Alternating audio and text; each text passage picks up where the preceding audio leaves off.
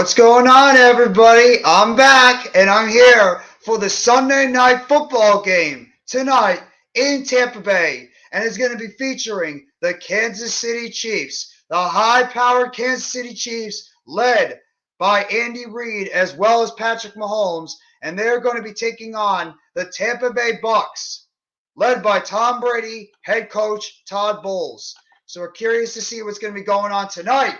It's Sunday night football. And of course, our guy, everybody's favorite guy, Almighty Finesse, is here to support the New York Football Giants. If they after had a big win today against the Chicago Bears by the final score of 20-12. Nimar, what's going on, bro? How you doing, Nimar? Hope you're enjoying your Sunday afternoon. I know you're happy about the Giants as well. I hope everybody's having a good time. Please make sure you guys hit that like button below. Smash that like button, please. If you guys enjoy this stream, smash that like button. It's only going to make the channel better. It's only going to help the YouTube streams.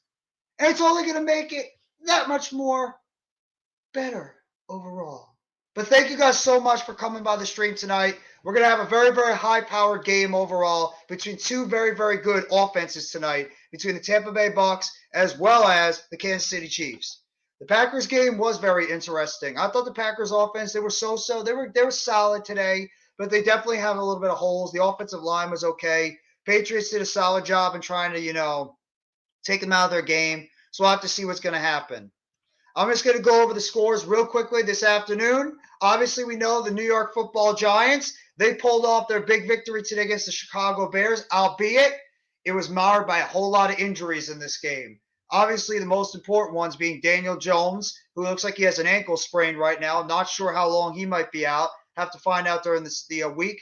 Evan Neal is dealing with a neck injury. Hopefully, he's not going to be out too long term. Azeez Ojulari pulled up a little bit lame, dealing maybe with that re-aggravation of his quad. Kenny Golladay has a knee injury. Not sure how. I don't know where he got a knee injury. He didn't really do much, but he's got a knee injury right now. Julian Love is dealing with a concussion, as is Tyrod Taylor. Hopefully, the both of them will be all right. You don't ever want to take anything lightly when it comes to a concussion.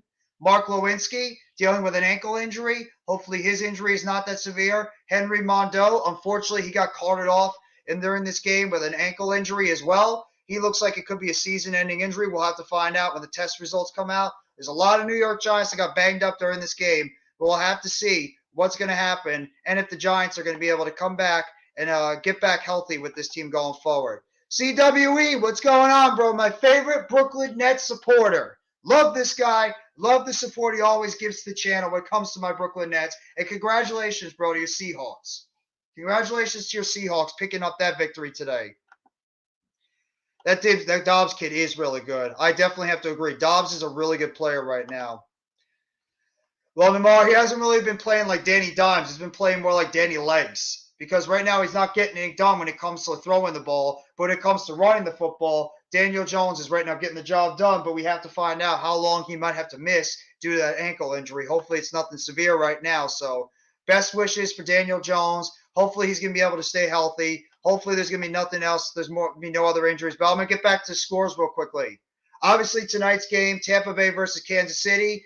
The Cincinnati Bengals, obviously, they picked up their second win this past Thursday on Thursday Night Football of the Dolphins, 27-15. The Minnesota Vikings this morning picked up a 28-25 victory when one of the most unlikeliest things could happen happened to the Saints. For some reason, when the Vikings and the Saints play, things just don't go the Saints' way, and you get the most oddest plays go against the Saints whenever they play the Vikings. As the kicker, Will Lutz, kicked the ball off the left upright, and it bounced and hit the crossbar and somehow did not go through the uprights. And right now, the Vikings are able to pull off the victory today against the Saints. Saints obviously missing a whole lot of players today. Hopefully they can rebound next week. The Atlanta Falcons have picked up their second win in consecutive weeks over the Cleveland Browns by the final score of 23-20. The Falcons are surprisingly 2-2 right now. Congratulations to them.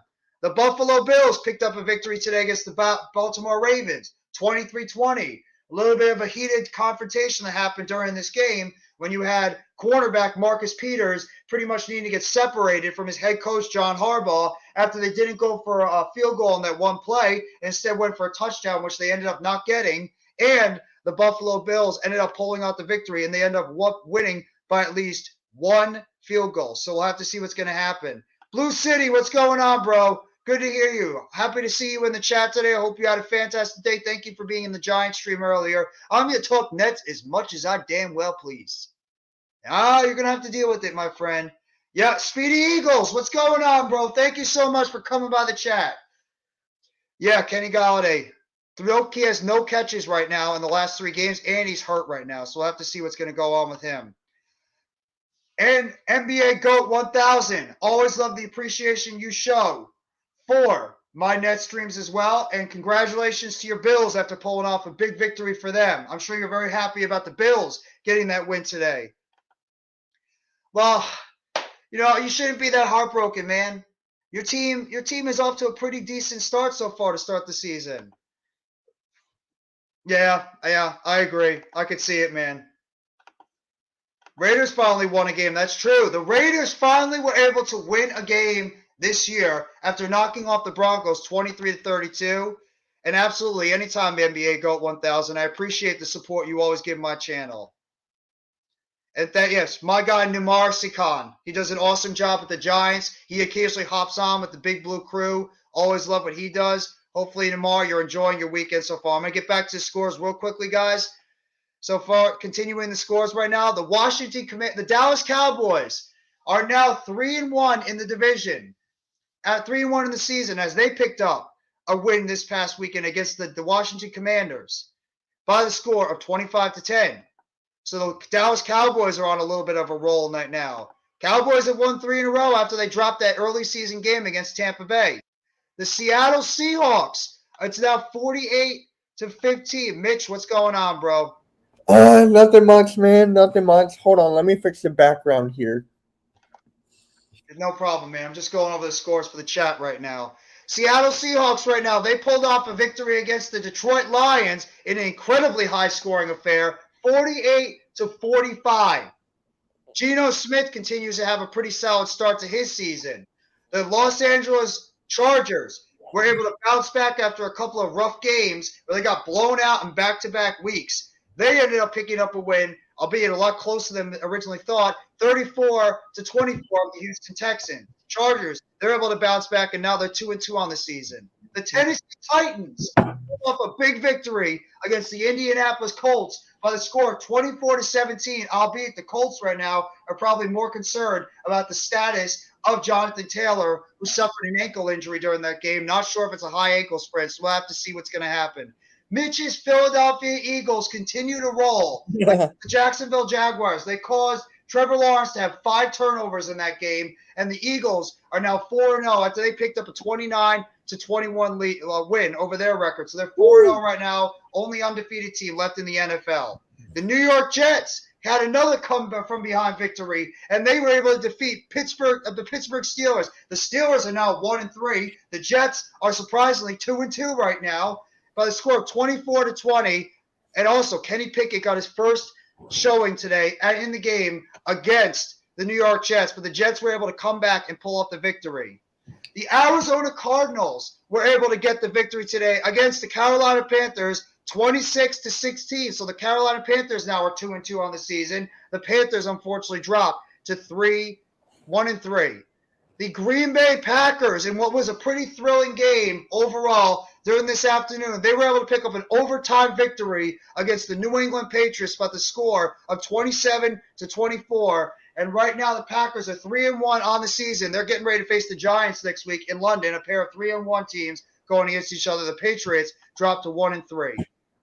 And the Las Vegas Raiders finally get their first victory of the season as they were able to pull off the victory tonight in Vegas by the score of 32-23, and the Broncos now dropped to 2-2 on the season. So the Raiders are able to finally get that first victory and looking like they're going to try to build some momentum as they go into their next game next week. And that right now is your out-of-town scoreboard for this Week 4 game, Week 4 season overall.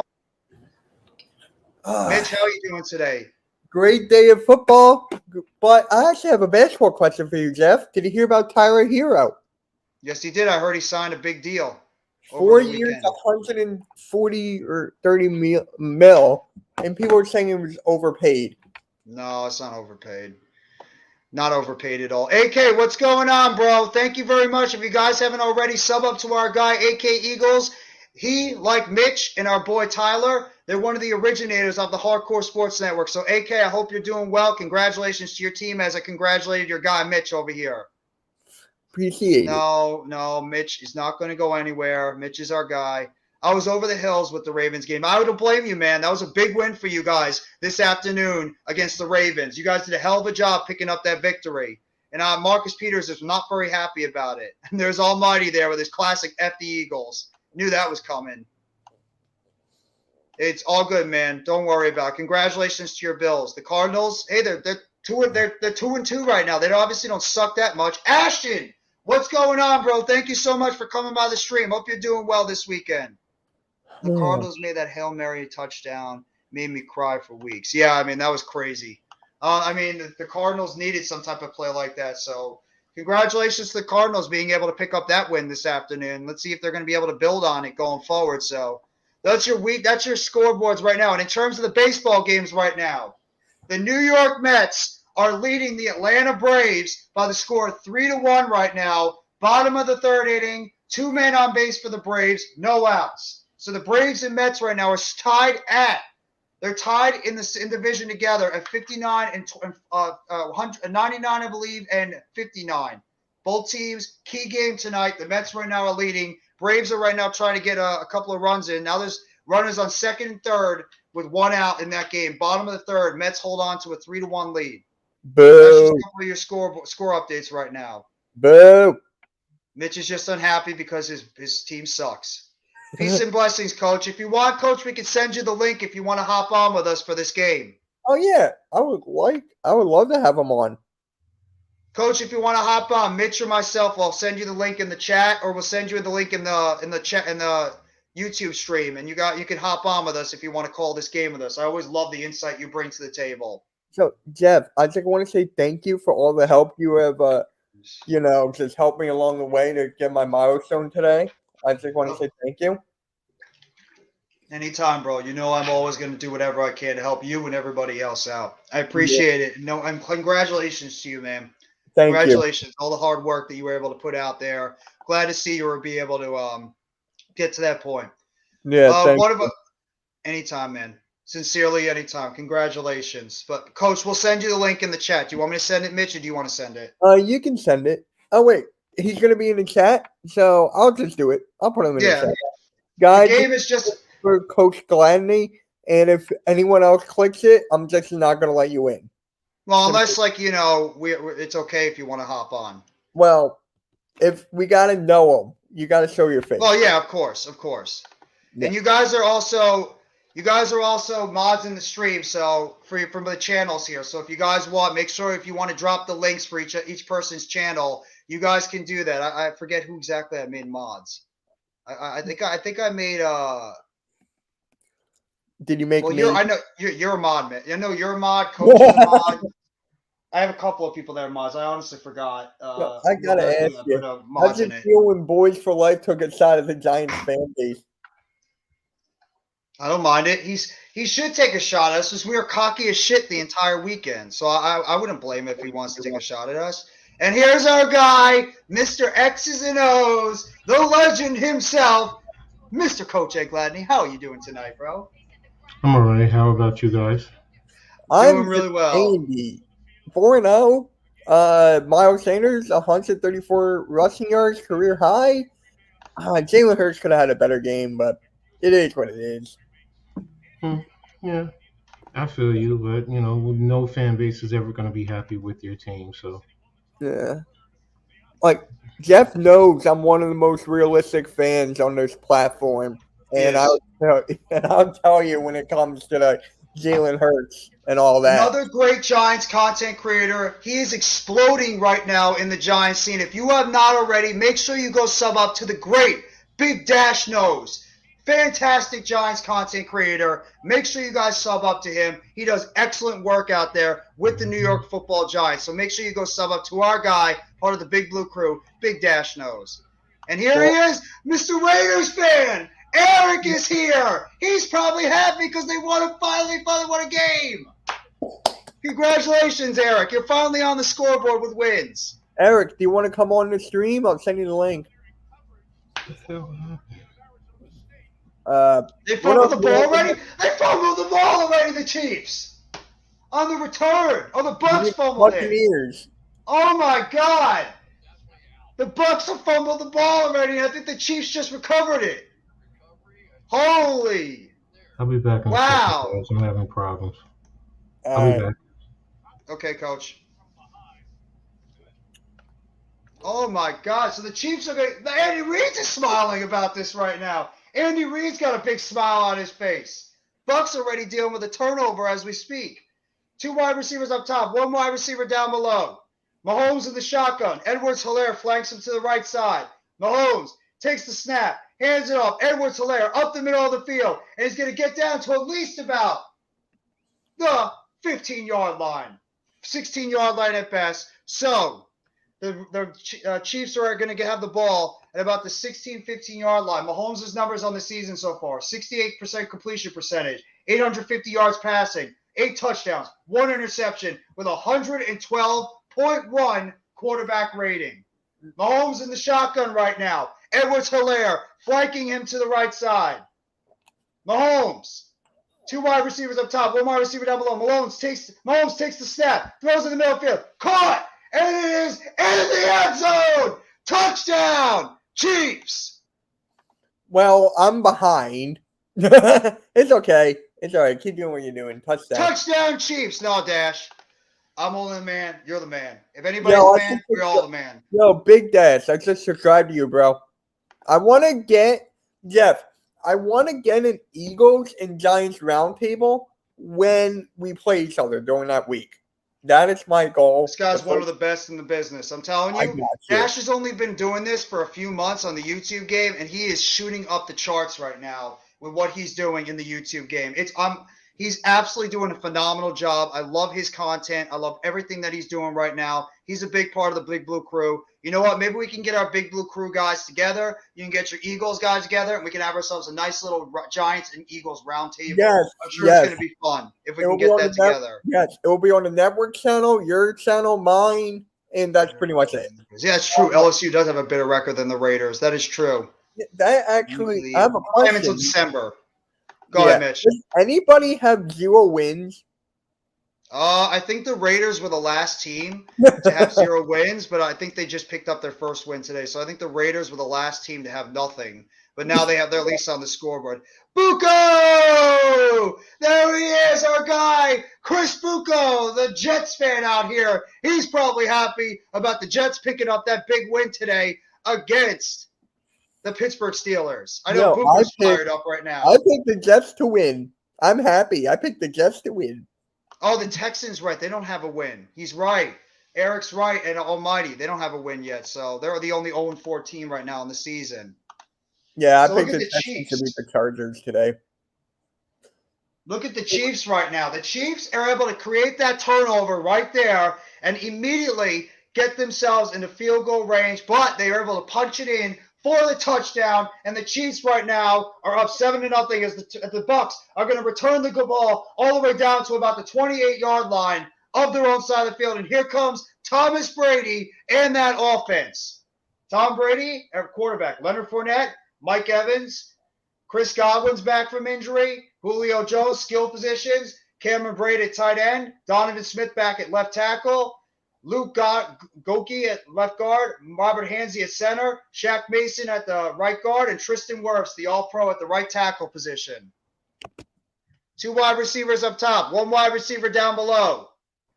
Takes the snap, hands it off. Fournette runs to the right side. He's going to pick up at least about 4 yards on that play. It's going to be 2nd down and 6. And Eric, I just gave you the link. They have a tie. I just messaged you the link if you want to pop on. Thank you very much, Bucco. Thank you. And congratulations to you. Isn't it nice, Bucco, to finally have New York teams that actually are playing decent for the first time in a decade? Isn't it nice to actually have football teams in New York actually play decent football? I mean, Jesus Christ, this is incredible right now. If their offense is able to placate the way they are, then no. There's Tom Brady, dumps it off, pass to Leonard Fournette. Fournette breaks a couple of tackles. Fournette Gets down to at least about the 44-yard line. Big play there by the Tampa Bay Bucks. Tom Brady drops back and dumps the ball over the middle of the field to Leonard Fournette for the first down. Fournette was able to chip the outside pass rusher just a little bit, and they just let out and was able to make that catch on the play. And the Bucks pick up a big gain on that last play. First down, Bucks. They're in Chiefs territory. Even after that first turnover, the Bucks are rolling right now. Tom Brady in the huddle. Takes the snap. Jumps back. Looking to throw down the field. Throws it, and it's caught at about the 44.5, about the, looks like the 35.5-yard line. Cameron Brate with the catch. First down, Bucks again. Bucks offense is starting to move the ball now pretty well. Couple of plays just like that. The Bucks are already knocking on the door of getting a touchdown in this game. Texas A&M is 3-2. LSU is 4-1. Yep, that's absolutely true. Normal guy. LSU's off to a very strong start so far this year. Tom Brady hands it off. Oh, he's tackled on the backfield. Good play there by the rookie George Karlaftis, making the play in the backfield for the tackle. Second down and long for the Bucks. Go ahead, Mitch. Michigan is 5-0. And question: is this the first year that Tom Brady's playing without Gronk? Yes, it is. With the Bucks, yes. No, is it the first year? I think it's just the first year where he's playing without Gronk in Tampa Bay. Brady takes the snap in the shotgun. Brady throws to the right side, and it's juggled and caught. Chris Godwin gets to at least about the 29-yard line. I know the Bucks are happy to get him back in the game. Karlaftis is good. I think he also is in the perfect scheme right now with that defense, especially playing next to a guy like Chris Jones, who's one of the elite defensive tackles. Good route by Godwin. Being able to cut into the inside for at least about a short game, for at least about a 7, 8, 9-yard gain over the middle of the field. God, the Bucks really needed Godwin back. 3rd down and 4 right now for the Bucks.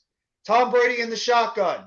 2 wide receivers down below. 1 wide receiver up top. Brady takes the snap, goes to the sideline. Fournette makes the catch. Fournette trying to power his way, and he's going to be dropped short. He's going to be dropped short of the first down. It looks like he picked up about 1.5 yards on that play. You want everybody on your team, Almighty. Anybody who's everybody, you want them on your team.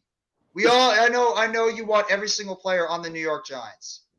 Unfortunately, we can't sign everybody on the team. That would just be a little bit unfair. Let's ask Almighty this. Would you want Jalen Hurts? Almighty, would you want Jalen Hurts? Because he's probably going to say yes, because he would want anybody but Daniel Jones. He's probably going to want anybody but Daniel Jones. Who's your 3rd quarterback? Davis Webb. Oh my God. 45-yard kick, snap is up, kick is up, and it is good right down the middle. And the Bucks get on the scoreboard. He said no, he doesn't want Jalen Hurts. Oh, wow. Almighty, you have to take everyone on your team. That's right. Almighty likes everybody on the Giants, and always F the Nets. Yep, right, Almighty? F the Nets? I'm sure Mitch could agree with that one. Yeah. F the Knicks, really, for me. Hey, that's another one, too. I'm not going to disagree with that one. You're never going to hear a disagreement coming out of me on that one. Thank you very much, everybody, coming by the chat. We actually had 13 strong in the chat at one point. I appreciate that, guys. Thank you so much. Make sure you guys hit that like button below. And if you haven't already, sub up to myself, NYG Jeffy T85, as well as my guy to my right, Mitch Kofsky. He does an excellent job. There he is right there. Yep, F the Nets. Well, you know what? F the Knicks. Make sure you guys sub up to Mitch Kofsky. He does an excellent job with the Philadelphia Eagles, also one of the founders and creators of the Hardcore Sports Network. Everybody wish him a congratulations. He just got 225,000 views on his channel today. Big accomplishment for Mitch. So congratulations to our guy, Mitch Kofsky. Thank you. Thank you, man. Means a lot. Yeah, well, I mean, if they're good for the NBA, what the hell has been wrong with the NBA for the past 20-plus years? Because they've sucked for over 2 decades. So, I mean, what does that mean? And the Sixers have one more title than the Knicks. Uh-huh. Yep. We have 3, they have 2. And we have none. We have none. We have absolutely zero.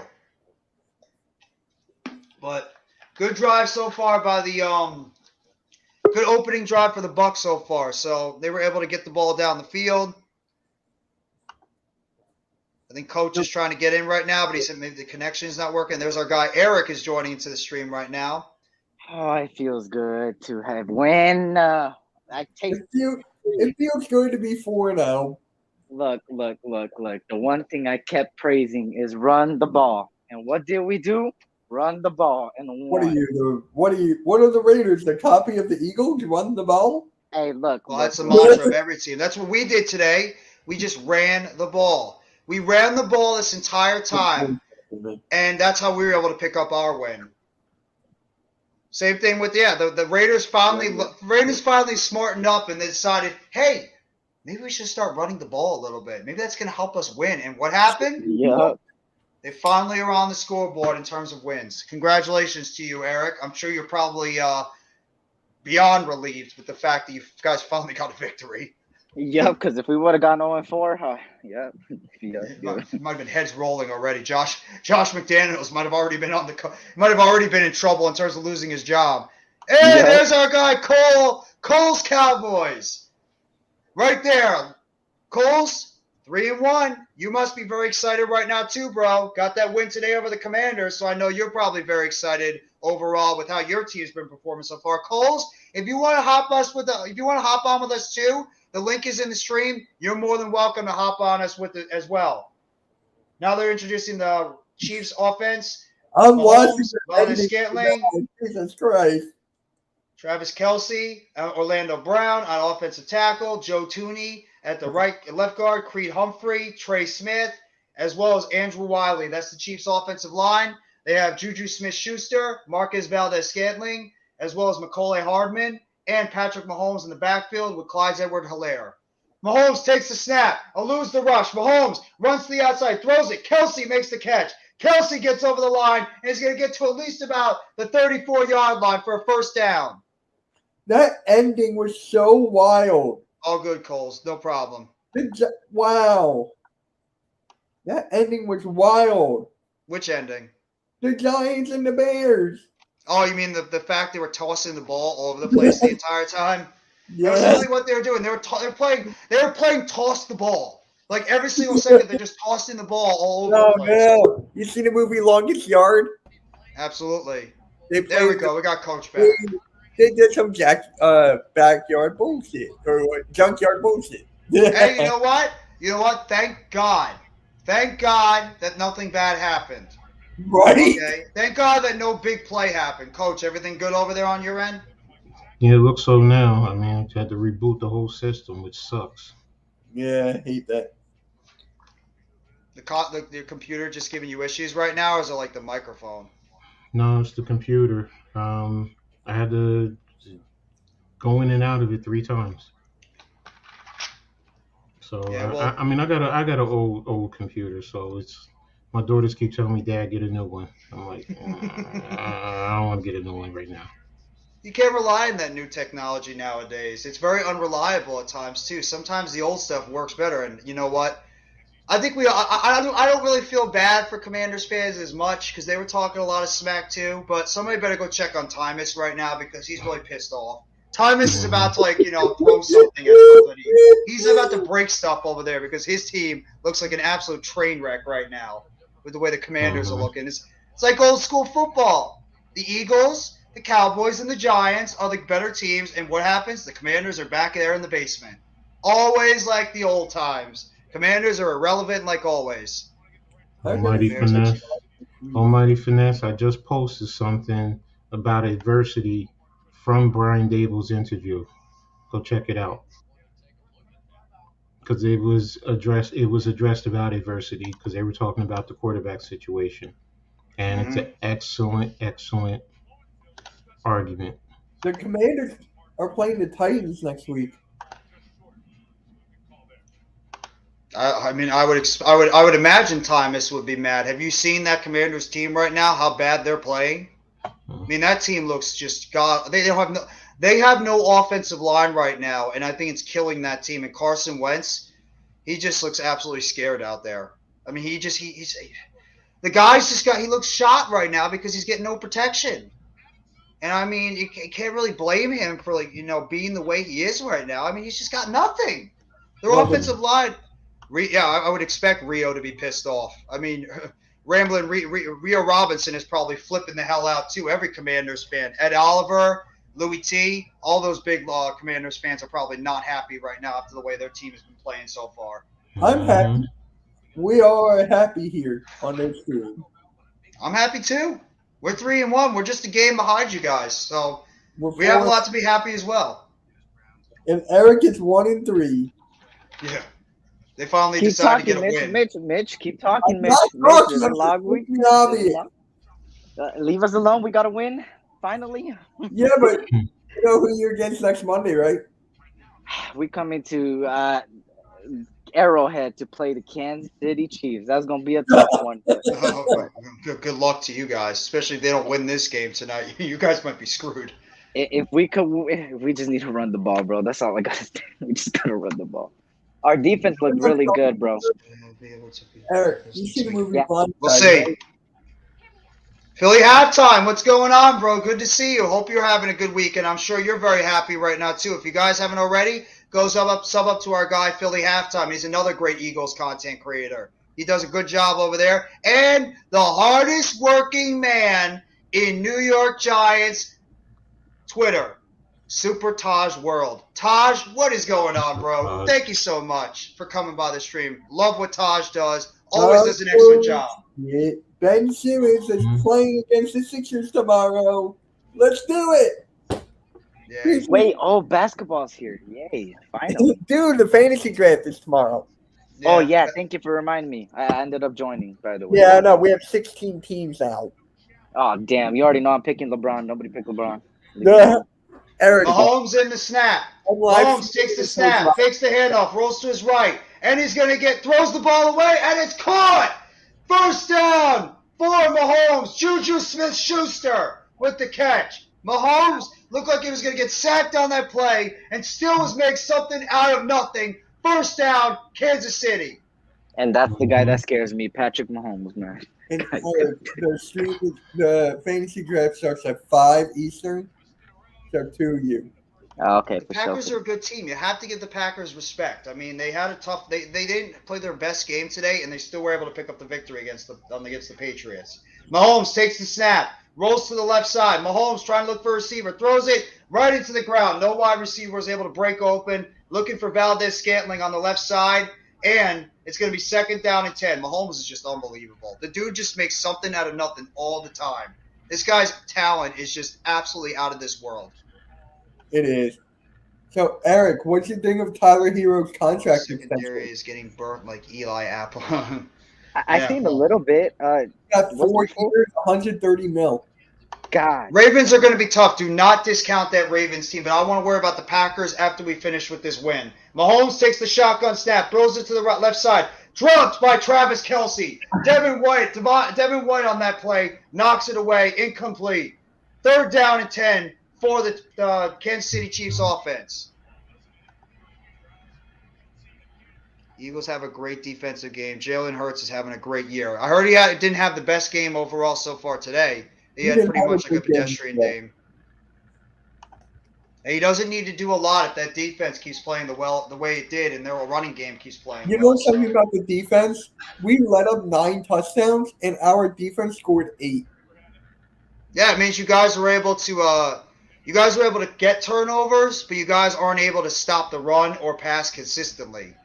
Mahomes takes the snap, throws to the left side, and it is caught. First down at the 42-yard line. Once again, Travis Kelce with the big play. First down, Kansas City Chiefs. We're playing the Cardinals next week. Whenever you have to, always keep going old reliable on the right side, Travis Kelce. The dude he's an underrated route runner, and he just knows and finds ways to get open on that side. We I don't have know how he does it. We have the better Kelce.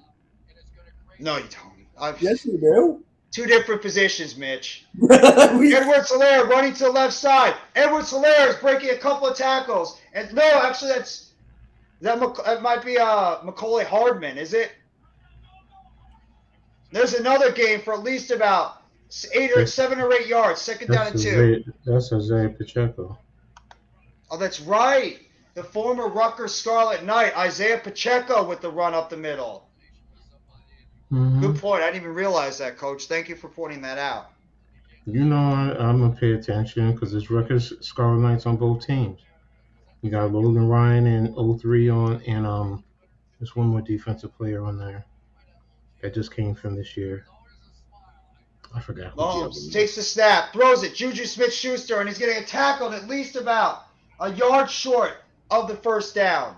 Devin White with the tackle. I think I'm going to be streaming the Monday Night Raw stream. I'm not sure yet. I'll let you know in the coming weeks, normal guy. What, you're doing it? You're doing Cardinals, it's going to be an easy win. Don't say anything is an easy win. This is the NFL. Nothing is easy. Nothing in the NFL is easy. It's week to week. It's always week to week. You could think that it's an easy win, and all of a sudden, boom, you guys don't win that game. And there's a run up the middle. Big run up the middle by Edwards-Helaire. And it gets all the way down to about the 12-yard line. First down and 10 for the Kansas City Chiefs. Running right up the middle, right past Dean. When was J.J. Watt had his heart shot? I have no idea. They were talking about that pregame, that apparently J.J. Watt had an issue with his heart, and he had to get his heart shot, but he debunked it. Yeah, on Thursday. Yeah, I got that earlier today. Wow. That's right, Dash. Didn't know that. Davis Webb starting next week. Well, you know what? You know what, Almighty? Davis Webb might have to start if Daniel Jones and Tyrod Taylor can't play. So you might have to get used to it. Mahomes runs it out to the right side. He's going to get slide down at about the 3-yard line. Just short of a first down. Go ahead, Coach. I was gonna say Almighty. So what happens if he is starting? What are you gonna do? Welcome back, NBA GOAT. Thank you for coming back to the stream, bro. Yo, speaking of NBA, Jeff, we need to start that NBA podcast. Just let me know what day you want to try to do it. Yeah. We can set something up. Because every Good Tuesday, I'm shit. usually with my guy, Coach, over here, and Unpopular Opinion Sports every Tuesday night doing the show with them. Oh, nice. Okay. And the Chiefs running into the end zone. Touchdown, Kansas City. Touchdown there by Clyde Edwards-Helaire. 12 plays, 79 yards, 6 minutes and 11-second drive for the Chiefs. Punched in by Edwards-Helaire for about a 3-yard touchdown. These Chiefs are crazy. Oh my God, we played them on Monday night.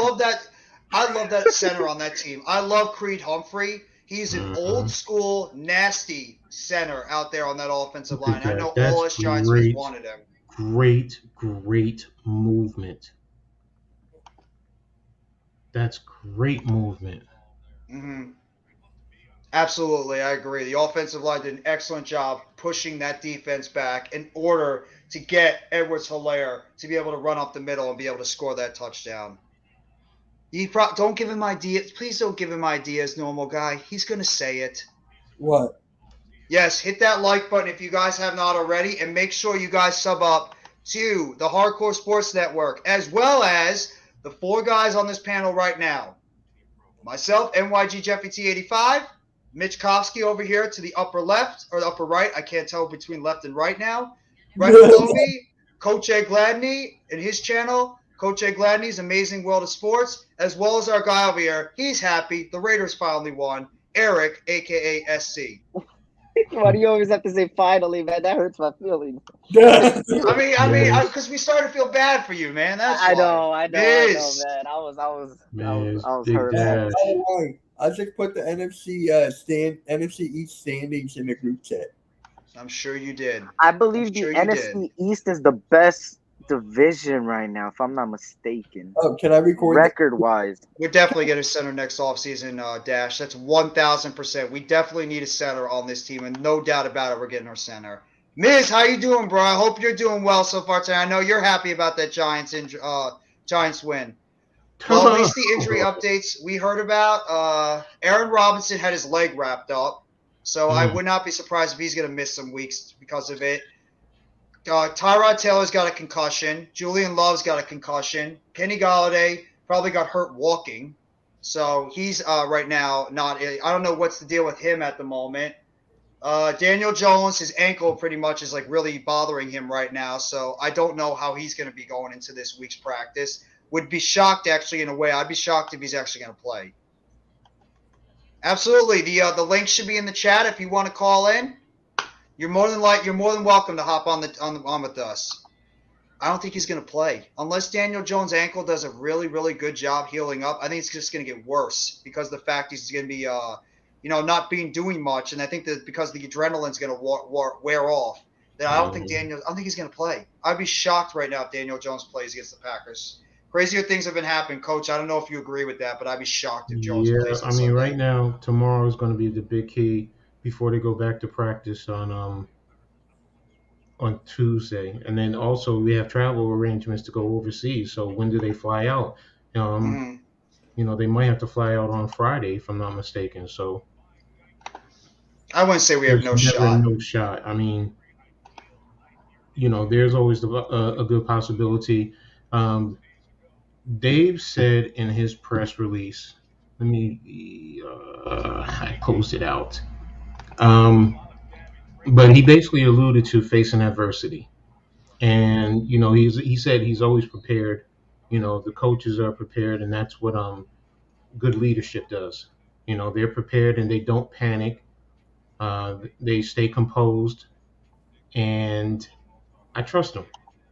No matter what he does, I trust him. So it's possible that could happen. Fournette runs over to the left side. He's going to get tackled in the backfield.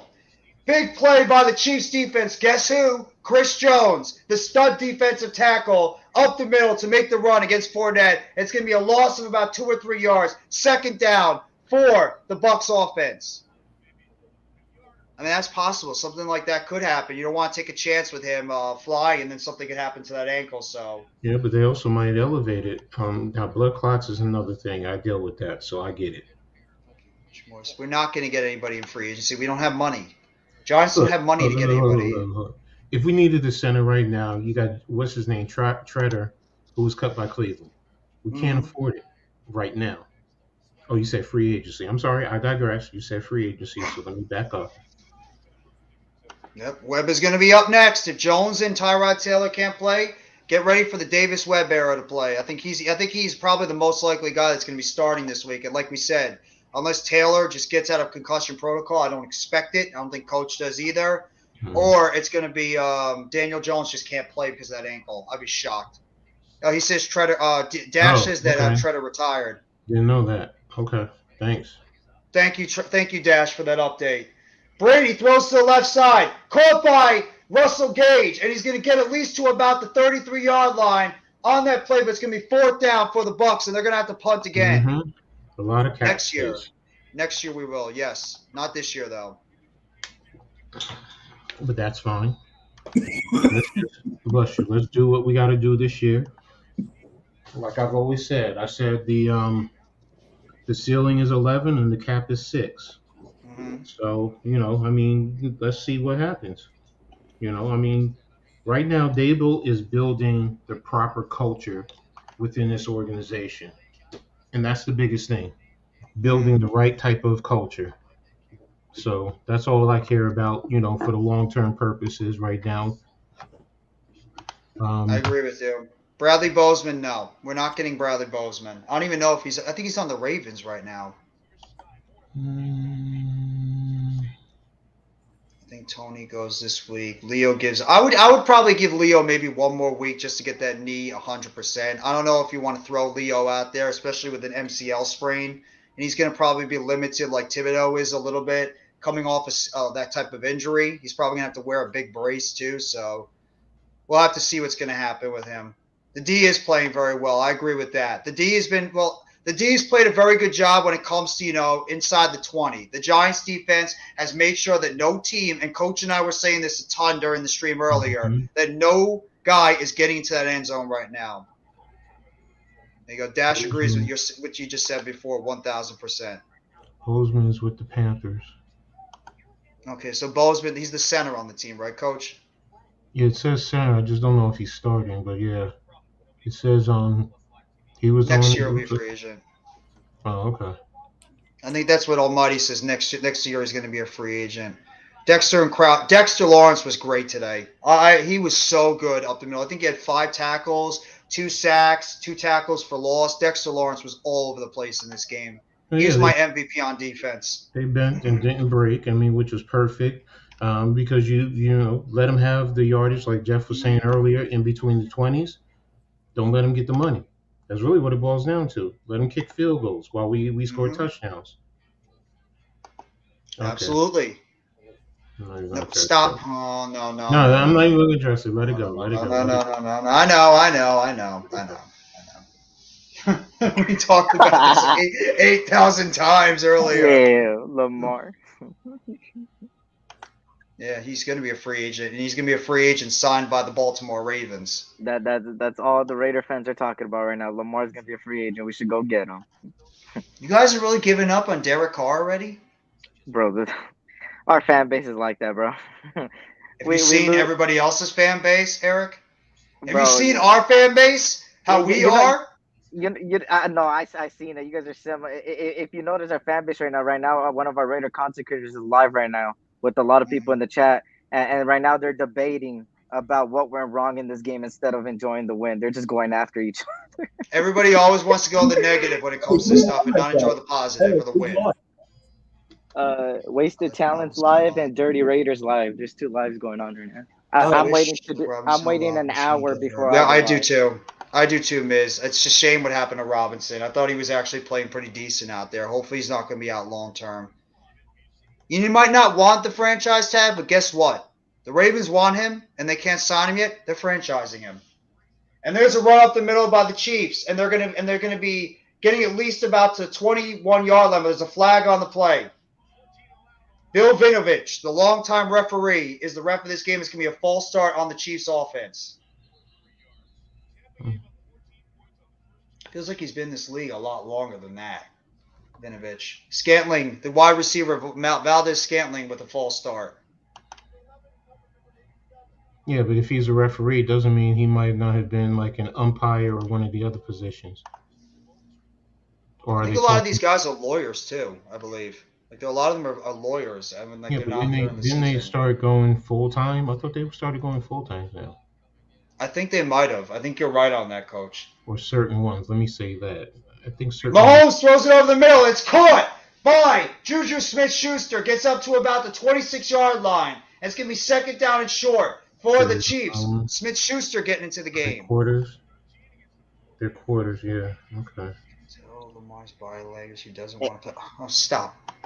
Hey, I'm a head on out, man. I appreciate you inviting me, man. I just wanted to come on here and show some love to you guys, man. Hey, No, I appreciate it, Eric. Thank you very much for coming on. You know you're always welcome. Make sure, Eric, if you haven't already, sub up to the guy right next to you on the left, Coach Ed Gladney. He does an excellent job. Excellent job when it comes to X's and O's with the New York Giants and everything. What's the YouTube? What is it called? Coach Ed's Amazing World of Sports. If you want to talk about X's and O's and break down when it comes to that, he's the absolute best when it comes to breaking down the X's and O's. He's because of the amount of years he's been coaching for a while, and he knows it all when it comes to that aspect of the game. So, okay, for sure. You'll love his content. Coach Ed Gladney's Amazing World of Sports. Subscribe. There you go. Thanks, man. I appreciate it. Of course, brother. Set you up. Thank you, Eric, and congratulations on your win, bro. I know, man. On to Arrowhead, man. Good luck with that one. You better hope the Chiefs don't lose today, or you guys are screwed. You guys are screwed if they win. You'll be live for that game, huh? I don't know if I'm going to be doing the game. Monday. I might be doing wrestling on Monday night. I'm not sure. Okay, for sure. Just let me know, and I'll pop in here and there during the game if you guys do it. No doubt. I'll let you know, bro. SC Experience. Eric, what's your channel right now? Yeah, it's SC Experience, S.C, and then Experience. Okay. Shout out to T for that name. Yep. Key is the reason why I have that name. There's a toss on the outside. There's Pacheco again. Pacheco gets all the way up to about the 40-yard line. Isaiah Pacheco with a nice gain on the outside. It would be scary. It's just probably not going to happen. I appreciate that. All right, then, y'all. I'm All ahead on right. that. I appreciate you, man. Have a good night, y'all. You You too. too, Be Eric. safe, Have a bro. great night. Congratulations on your win. Yes. It's 3rd down and 2 right now for the Chiefs offense, and it looks like the first quarter is about to wind down as we speak. So Chiefs right now are off to a quick 14-3 lead, looking to try to add on some more on this offense. They need to put 7 up on this one. They need to, Mm-hmm. because it changes the whole complexity of Tampa's game plan. Because it kind of restricts their running game. I mean, you still do it. I mean, it's the first quarter, so you don't abandon it, but you definitely have to try and catch up, because then you're going to force them to get 7. You can't get 3. You have to get 7, because we go 21-3, more than likely in the second quarter. I like that strategy and the way they're playing. They're playing like they're pissed because of last week. I don't blame them. I mean, when you lose a game like they did last week, I don't blame them for being as pissed off as they are right now, and they're coming out fired up, trying to make a statement against the Bucs team that is. Sure, they got their players back, but I mean, who knows what type of chemistry they're going to have all together with all these guys. Mm-hmm. Especially on the offensive line is still very, crickety too when it comes to that. Mm-hmm. You want to answer this one, Huh? Oh, shit. Coach? I'm sorry? You want to answer this one? I'm not thinking about next year. No quarterback next year. Daniel Jones is my quarterback. Tyrod Taylor is my backup. And Davis Webb is the third string. That's all I'm focused on. Anthony Richardson does have talent, though. I will say that. It still needs to be developed properly. I will say that. But all those quarterbacks possibly coming out next year are all in that mold. So, but right now, my quarterback is Daniel Jones, and I want to see us fix whatever we have to fix, get him healthy, and continue to see if we can develop him. And then after the season, we can talk about it. I'm not even thinking about the quarterback right now. The only quarterback I really want to see, the only quarterback I hope is going to be all right is Daniel Jones. I want Daniel Jones to be healthy, and I want Daniel Jones to be able to be out there. It sounds like that Javonte Williams, the talented running back on the Broncos, might have suffered a serious knee injury. So it looks like they might be losing their second-year player out of North Carolina. So prayers out to Javonte Williams. Hopefully he's not going to be out for the season. But right now, at least the reports are saying he might have suffered a serious knee injury in the game against the Raiders this afternoon. A lot of injuries today. Yeah, it's not just us. It's across the league. Yeah. You really see those injuries start to pile up towards like the 4th, 5th, 6th week of the season. That's when you start seeing a lot of guys get hurt. Mm-hmm.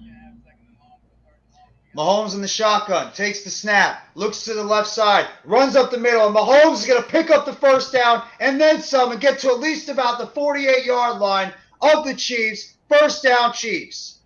Just to start the first quarter. Looks like Devin White could have made the play made a play there. He did the same exact thing as Daniel Jones did, and he threw a pick. A bad throw on the outside where he should have thrown it to the sideline, like Coach said earlier. Instead, he threw it to the middle of the field.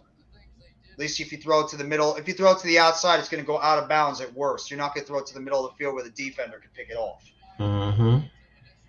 Mahomes takes the snap, looks to the left side. Mahomes throws the ball deep, and it is caught. Marquez Valdez Scantling, MVS with the catch. All the way down to the 15-yard line.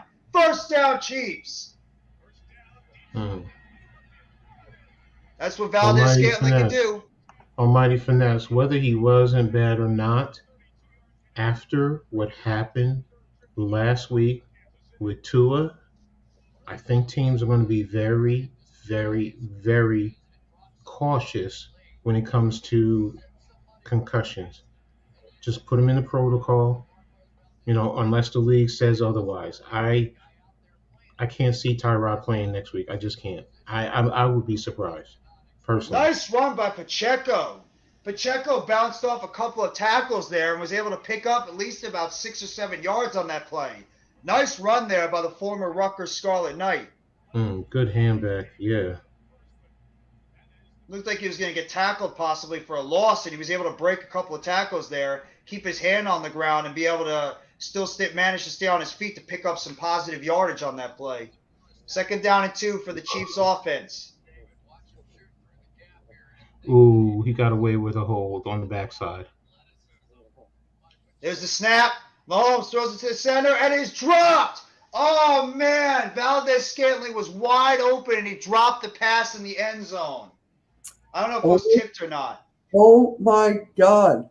Did you just hear what just happened at the Jets game? Yeah, I did hear about it. A fan unfortunately passed away because they fell off the escalator at the Pittsburgh Steelers game. Really? Oh, wow. Yeah. Prayers goes up to his family, man. That's tough. Yeah. Oh, that ball was tipped. I mean, he still should have caught it. Oh, it was double tipped. Mahomes takes the snap, throws it in the middle of the field. Caught Travis Kelce again. And he gets it to the 3-yard line. 1st down Chiefs as they're in the goal zone now. 1st down at the 3-yard line. Prayers out to that fan, unfortunately, though. I hate hearing things like that. I mean, jeez. A lot of those unfortunate incidents that have been happening recently. I know I heard something that happened over there in Indonesia with a soccer scrimmage that happened where I think like 125 people were unfortunately killed. Exactly. Mahomes in the shotgun, takes the snap. Mahomes looks to the right side, toss pass, and he just overthrows McKinnon. Jerick McKinnon was there, but Mahomes just threw him, and he knows it's his fault. And there's a flag on the play. What else is new? Holding on the defense. And they're going to get the ball towards the goal zone. Dean makes the hold on the outside. Chiefs right now, they are not playing around on offense. Exactly. They are not playing around on offense. I appreciate that. That loss last week is really kicking it. And I mean, they're doing good movement, good crossings, picks, if you want to say, or rubs, however you want to categorize it. I mean, they're really, I like that play when you bring the back off that backside like that. I mean, it really hides him. That's an excellent play concept, when you cross it over.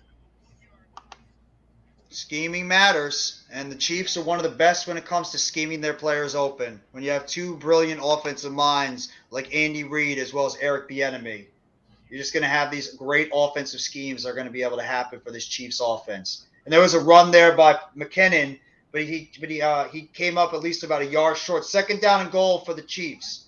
There's the snap, fakes the handoff. Mahomes escapes the outside. Mahomes looking for make a play. Mahomes breaks a couple of times. What the hell? Touchdown! Edwards Helaire! Wow! He just tossed the ball into the end zone.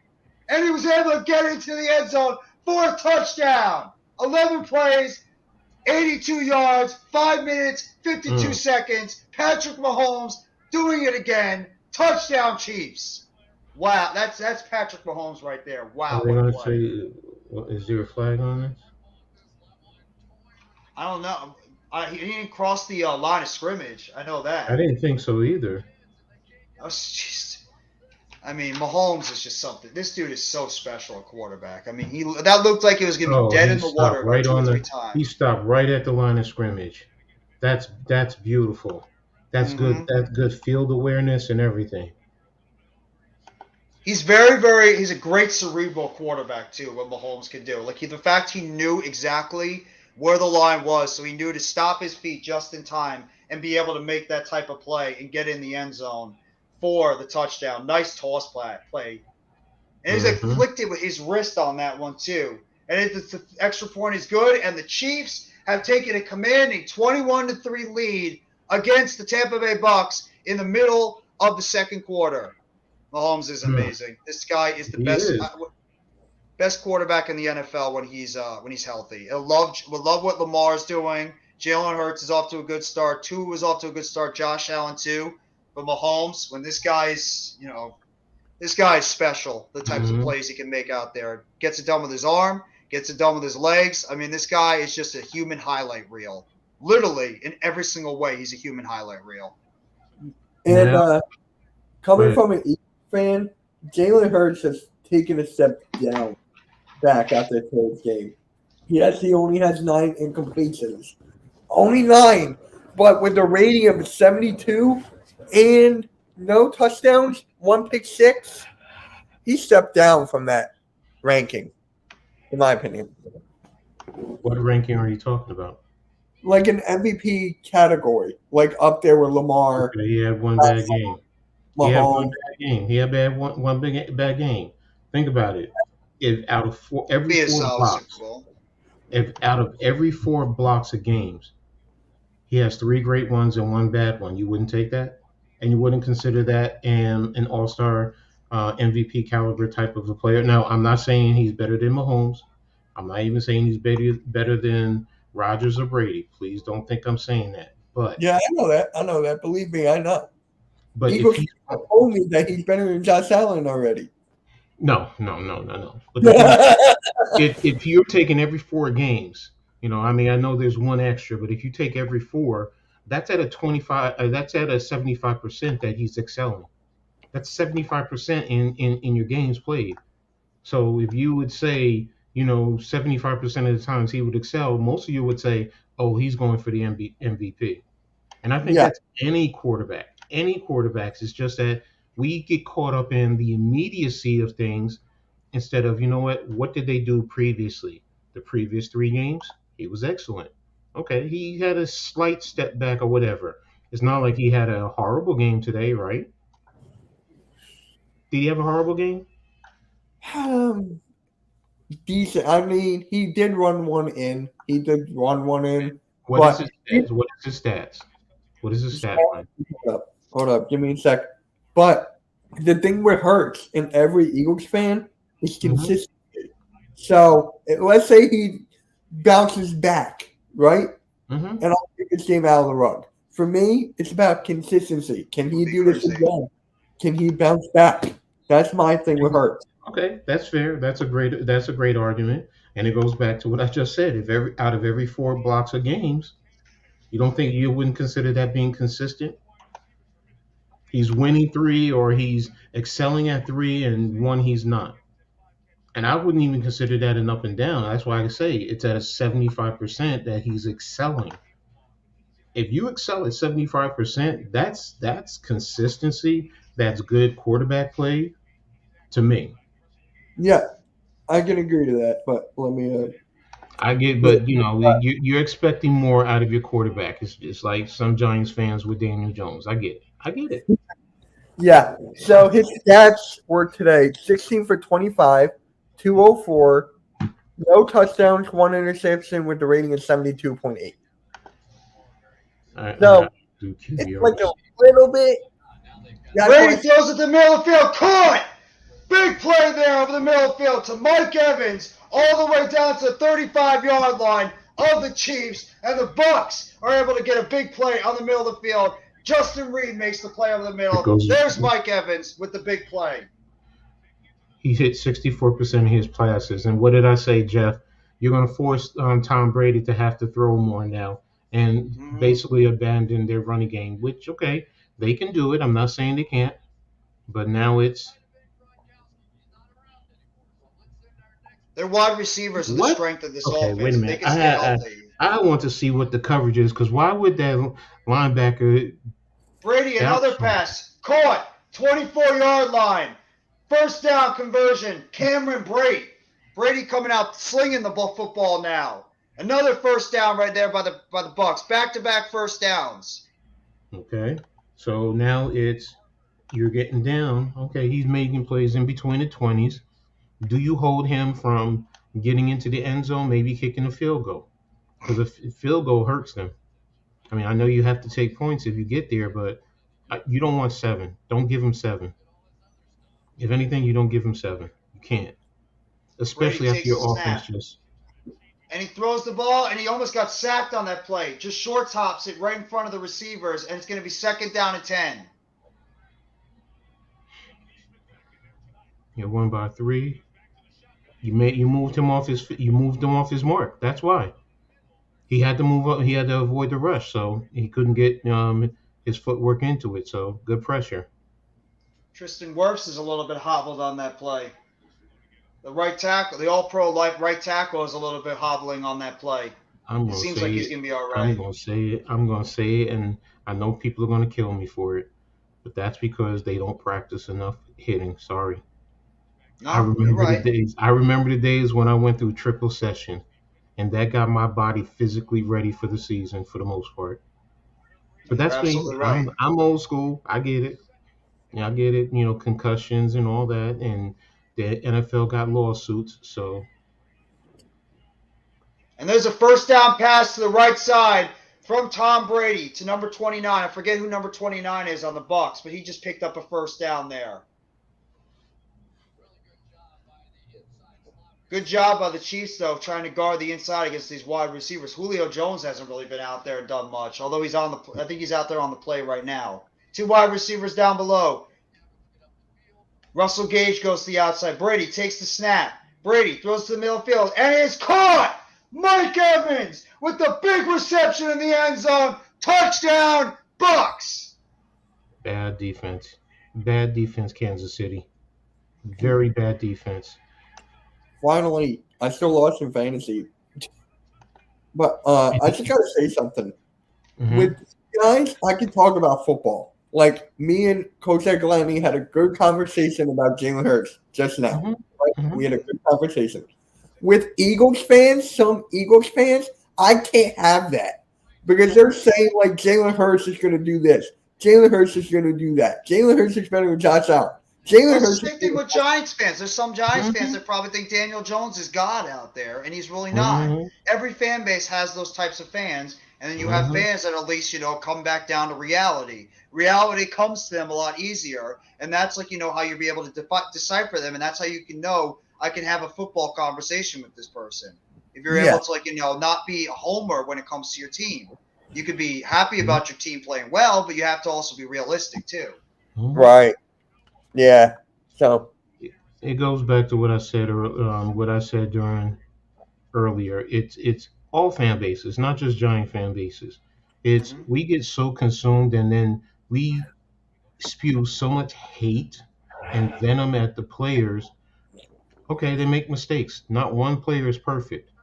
And it's like, we're because they make XYZ amount of money, we put them on a higher pedestal. Man, come on. They're human beings. They're gonna make mistakes. We're being entertained. We're the ones paying the money. If you don't want to be entertained, then don't pay the money. That's really what it boils down to. Otherwise, chill with the hate, with the venom. And I mean, whose commercial did the best? It was an athlete who came to a person's job and was cheering them on and so on and so forth. How would most fans feel if someone came to the job and was ripping them and chewing them up? I mean, people go into restaurants and they give people hard times there, and people don't like it. It's the same Mhm. thing. It's the same thing. I get it. Spew, voice your displeasure, but don't spew the hate and the venom. And just like you said, Mitch, have conversations, and in the end, if you agree to disagree, agree to disagree. yep, exactly. How many people who do I disagree with over giant stuff? I mean, okay, I respect your opinion, just respect mine. Simple. Mhm. I'm not always going to agree with Jeff for some of the things and all the other content creators, and they're not going to agree with me. But it's still a respect thing, and that's all. I respect You're an Eagles fan. I respect you. I mean, I don't like the Eagles. That's my personal. But I mean, yeah. I mean, I got friends who call the Giants the midgets. Okay. Oh, yeah. Okay. Okay. So All the time. yeah, and the Cowboys are the Cowgirls. I mean, the new one. I'm still getting used to Washington. I mean, I go back to the Jets What a thing. stupid name. I What a mean, stupid name. Wait, what was the name, Jeff? What is the name? Oh, please don't play it. Oh, please I'm don't play it. not playing that one. I deleted that one. It's the Washington. I don't even want to say the name because I just hate that name Commanders? so much. Yeah, or Washington Yeah. Command. Oh, wow. Okay, what the hell was that? That's our buddy Cool Cat Cotter. He's an Eagles content creator. He's like very boisterous. He was doing a stream with our guy Big Moves Timus, and he was just pretty much making fun of them after the Commanders lost to the Eagles. So he decided to throw that up there as like a joke. Oh, okay. Yeah. See, I deleted the other one. I can still bring it back. Come on, Pops. Come on, Pops. Juju Smith-Schuster's on the sideline now. I don't know if he got hurt or if he got benched or something. I have no idea. Yes, guys getting hurt across the league. It's crazy. This is insane. This week has been this has been like the mass unit week. Everybody and anybody's getting hurt this week. It's crazy. Exactly. Mahomes in the shotgun. Takes the snap. Hands it off. Edwards-Helaire up the middle. And he's going to pick up at least about, looks like 7 or 8 yards, maybe more on that play before he's stopped by the Bucs defense. It's going to be second down and short. Go ahead, Mitch. The Braves are up 4-3 right now. Yeah, it's disappointing. The Mets better not screw this one up tonight. I'm getting destroyed right now by Braves fans the entire time. That's the video I put up last night. I mean, like, what? Bombarded and killed by a million Braves fans. I gotta see. Let me look. I just want to see it. Hold up. I'm not gonna play it. I just want to read the comments. Mahomes takes the snap, looks to the left side. Mahomes throws it, and it is incomplete. Tried to hit Juju Smith-Schuster. I don't know if Smith-Schuster fell or if it was just a bad throw by Mahomes. It's going to be 3rd down and 3 for the Chiefs offense. Looked like maybe a miscommunication there between Juju Smith-Schuster as well as Patrick Mahomes. Okay, he was coming across. Mahomes put it behind him. Got to see what was the coverage. Oh my God, Jeff! It has 73 comments on it. Yeah, I don't know what I did. Fan. Oh my God! Mahomes takes the snap, throws it to the left side, caught by Kelsey, short pass, and he gets over the line. 1st down, Chiefs for at least about a 5-yard gain. And the Chiefs move the sticks. The Bucs can't stop their offense right now. Oh my God, you're getting bombarded. Yeah, I am. I'm getting destroyed by Braves fans. There's Blake too. Yeah, I know. I saw Blake's comment in there. He was actually one of the positive comments in that thing. Everybody else saying the Mets suck. Mets suck. They're not better than the Braves. Braves are the best.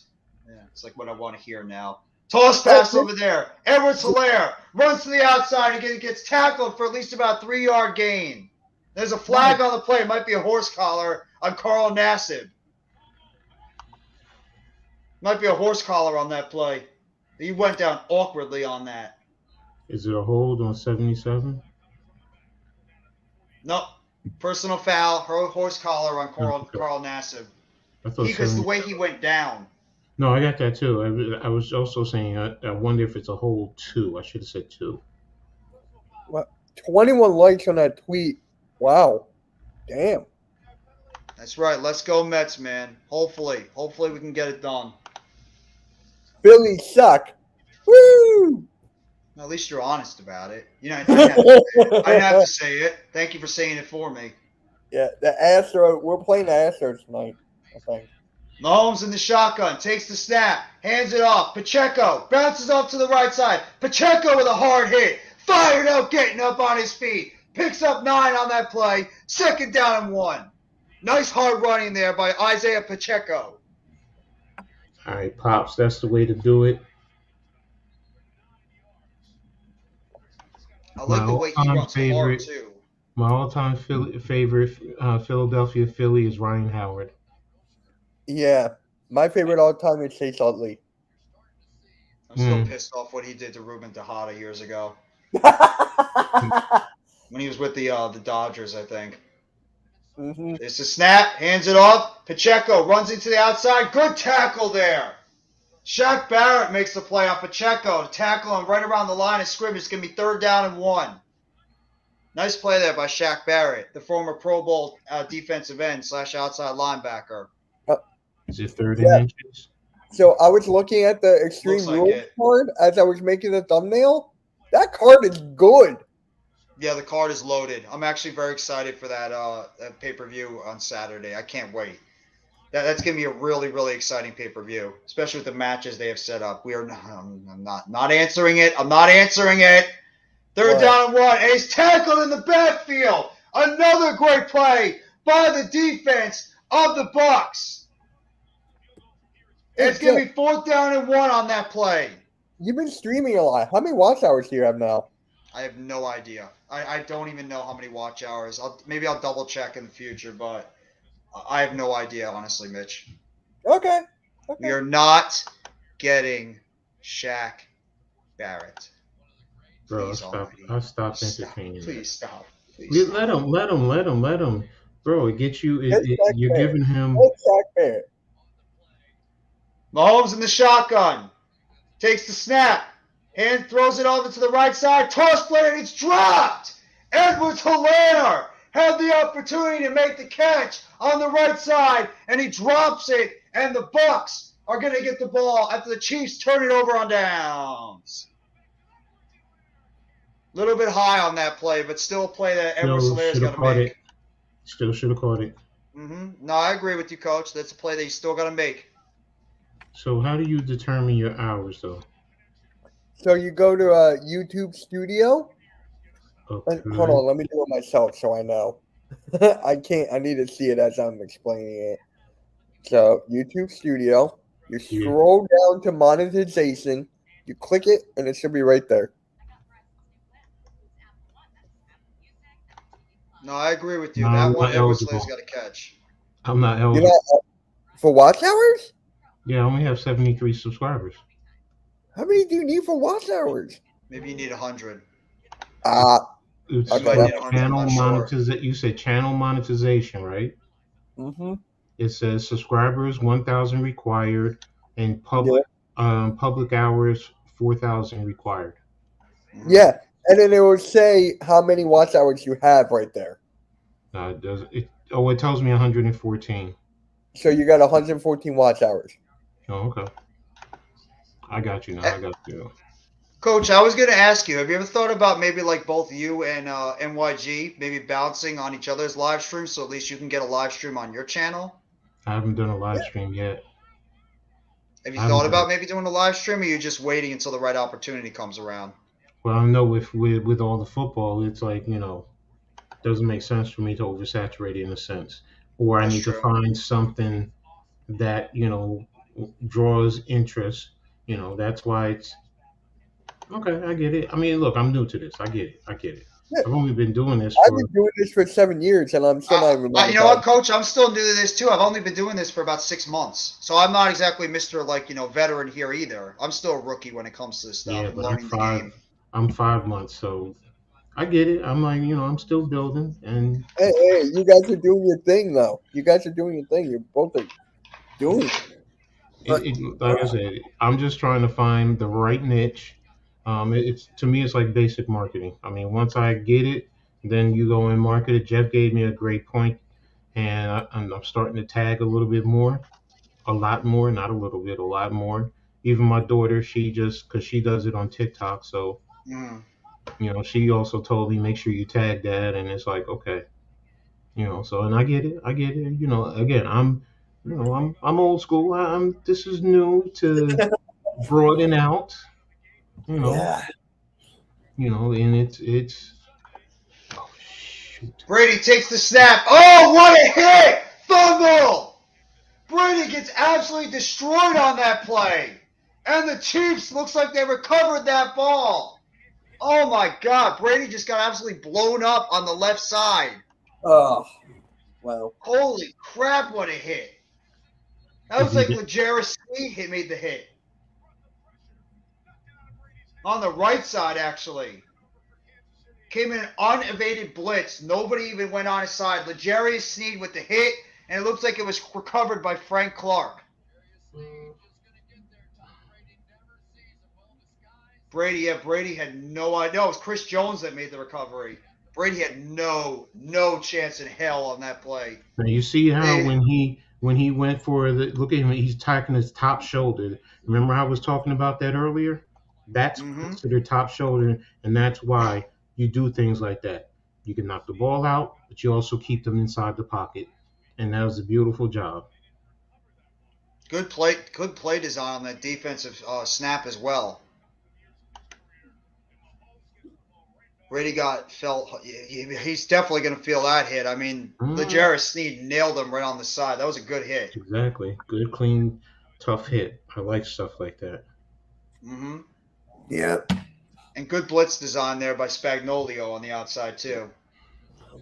2nd down and 7 from about the 17-yard line of the Bucs. Takes the snap. Mahomes drops back. Now he's getting rushed on the outside. He just throws the ball on the ground. Shaq Barrett was coming from the left.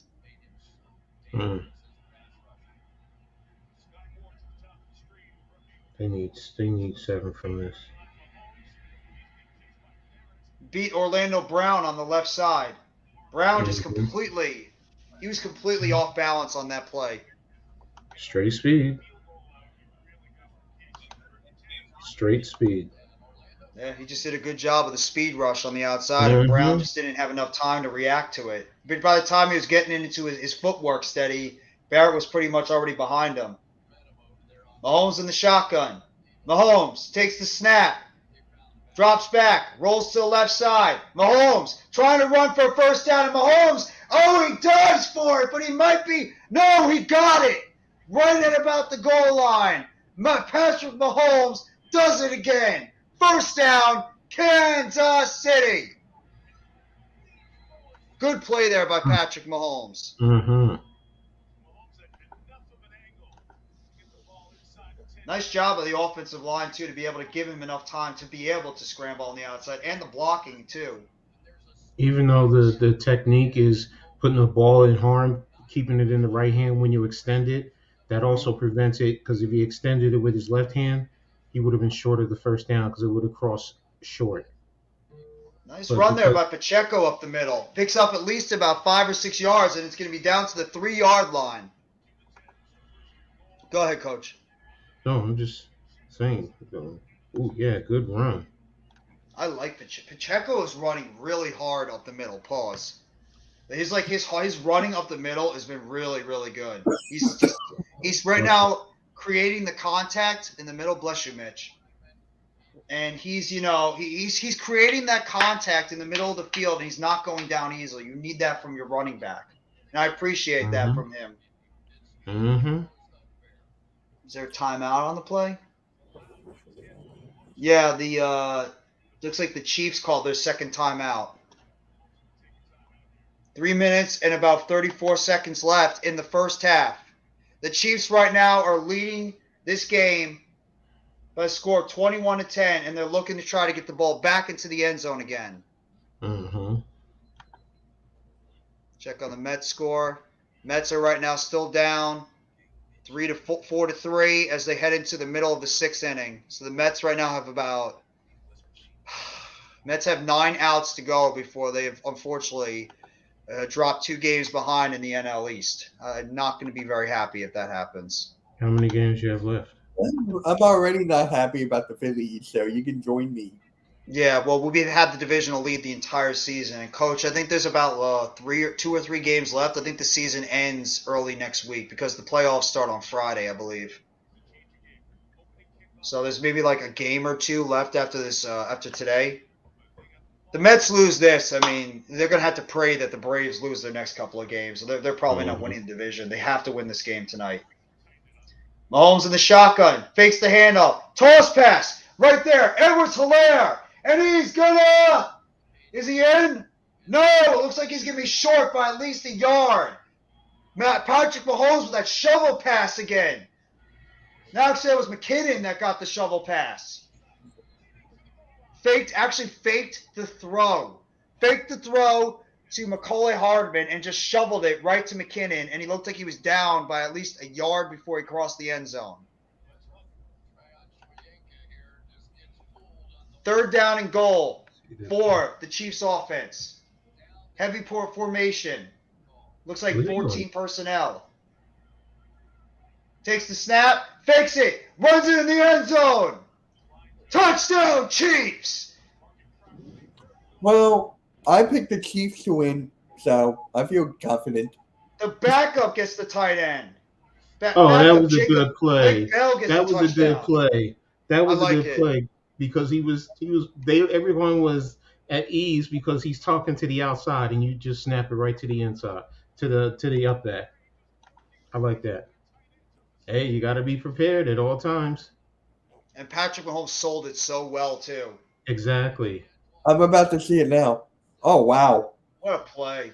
What that an was. excellent play! I just saw it. Wow. Mm-hmm. What Mm-hmm. an excellent play by the Kansas City Chiefs offense. And the kick is up, and it is good. And the Chiefs have now taken a 28-10 lead. I think they've scored on every single drive they've had. No, I no. believe they're Remember 4 the for fourth, 4. the fourth down turnover on downs. You know what? You're right, Coach. Good point. I forgot about that. So what was so good about that play too? Not only the design, but at the point of attack, they double teamed Vita Vea and got him moved. Mm-hmm. I mean, I've never seen him get moved like that. Usually in double teams, he at least holds the point, but he got pushed back. Yeah, you never see that with Vita Vea. Vita Vea is normally the one that's doing the pushing. But when you're able to push back a guy with the strength and size of Vita Vea, you're doing an excellent job there. And the Chiefs' offensive line, they're coming together very nicely. And I would not be surprised if Creed Humphrey was the guy that pretty much made that play on that offensive line. I mean, that dude is a special center on that team. He's good. He was the number 1 rated center in his rookie year last year. That's how talented that guy is. That was a nice pull up. Jabari Smith with the pull up. Oh, he probably a foot outside the 3. Okay.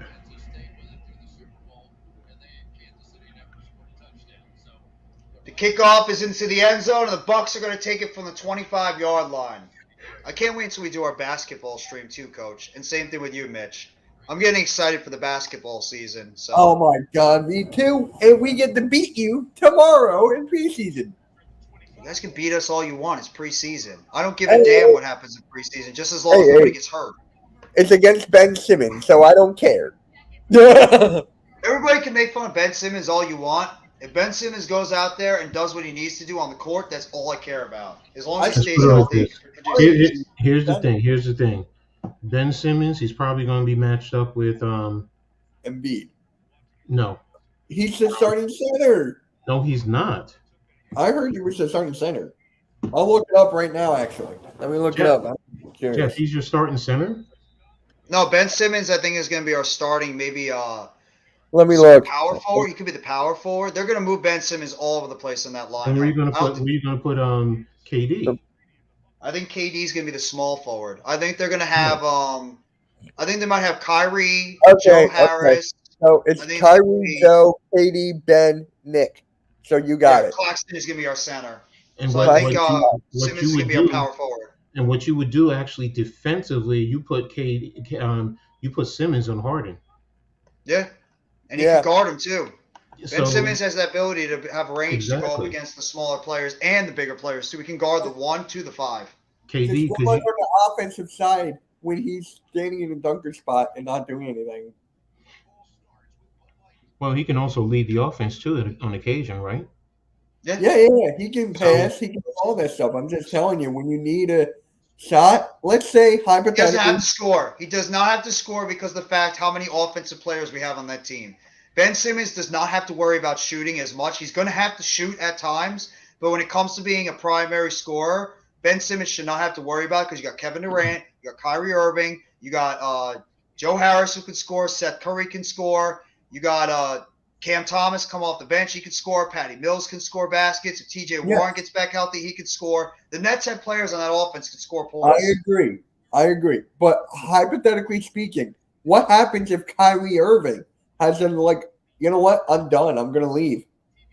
Well, hopefully he doesn't happen. I think that might happen if the Nets are off to a really poor start this season. I made that in my video that I did a couple of days ago about one of the things that concerns me. And one of the things is if this team gets off to a slow start and all of a sudden the chattering starts behind the scenes with Kevin Durant and Kyrie Irving because of all the noise they made this offseason. So the Nets have to get out to a strong start this season. They cannot falter and lose the first 3, 4, 5, 6 games of the season or however it is. They have to come out with a positive record in the first 10 to 15 games. Okay, Yeah. 10 to 15, but you said 3, 4 games. So I'm like 3 to Well, 4. I know. I mean, like if you start with the first 10 games of the season. If you Okay. start with the first 10 games of the season and say they Mhm. lose their first 7 out of 10, Okay. you Okay. know there's going to be talk behind the scenes. Yes, Yeah. it's going to be talk. Yes, you're right. I But with players, are they going to pay attention to that? That's where I'm like, Kyrie's not going to say I want out of here after 10 games, even if you're 3-7. No. He's just going to say, well, we got to work at it. I mean, you're also getting Simmons into the scheme of things because he didn't play. Oh, she is so gorgeous. He didn't play last year, so Now, Brady in the is he, shotgun takes the snap. Brady looking to the middle of the field and he throws it incomplete. Short hots it in front of Chris Godwin. And it's going to be 3rd down and 2 for the Bucks offense. now, is he going to be your third option or is he your fourth?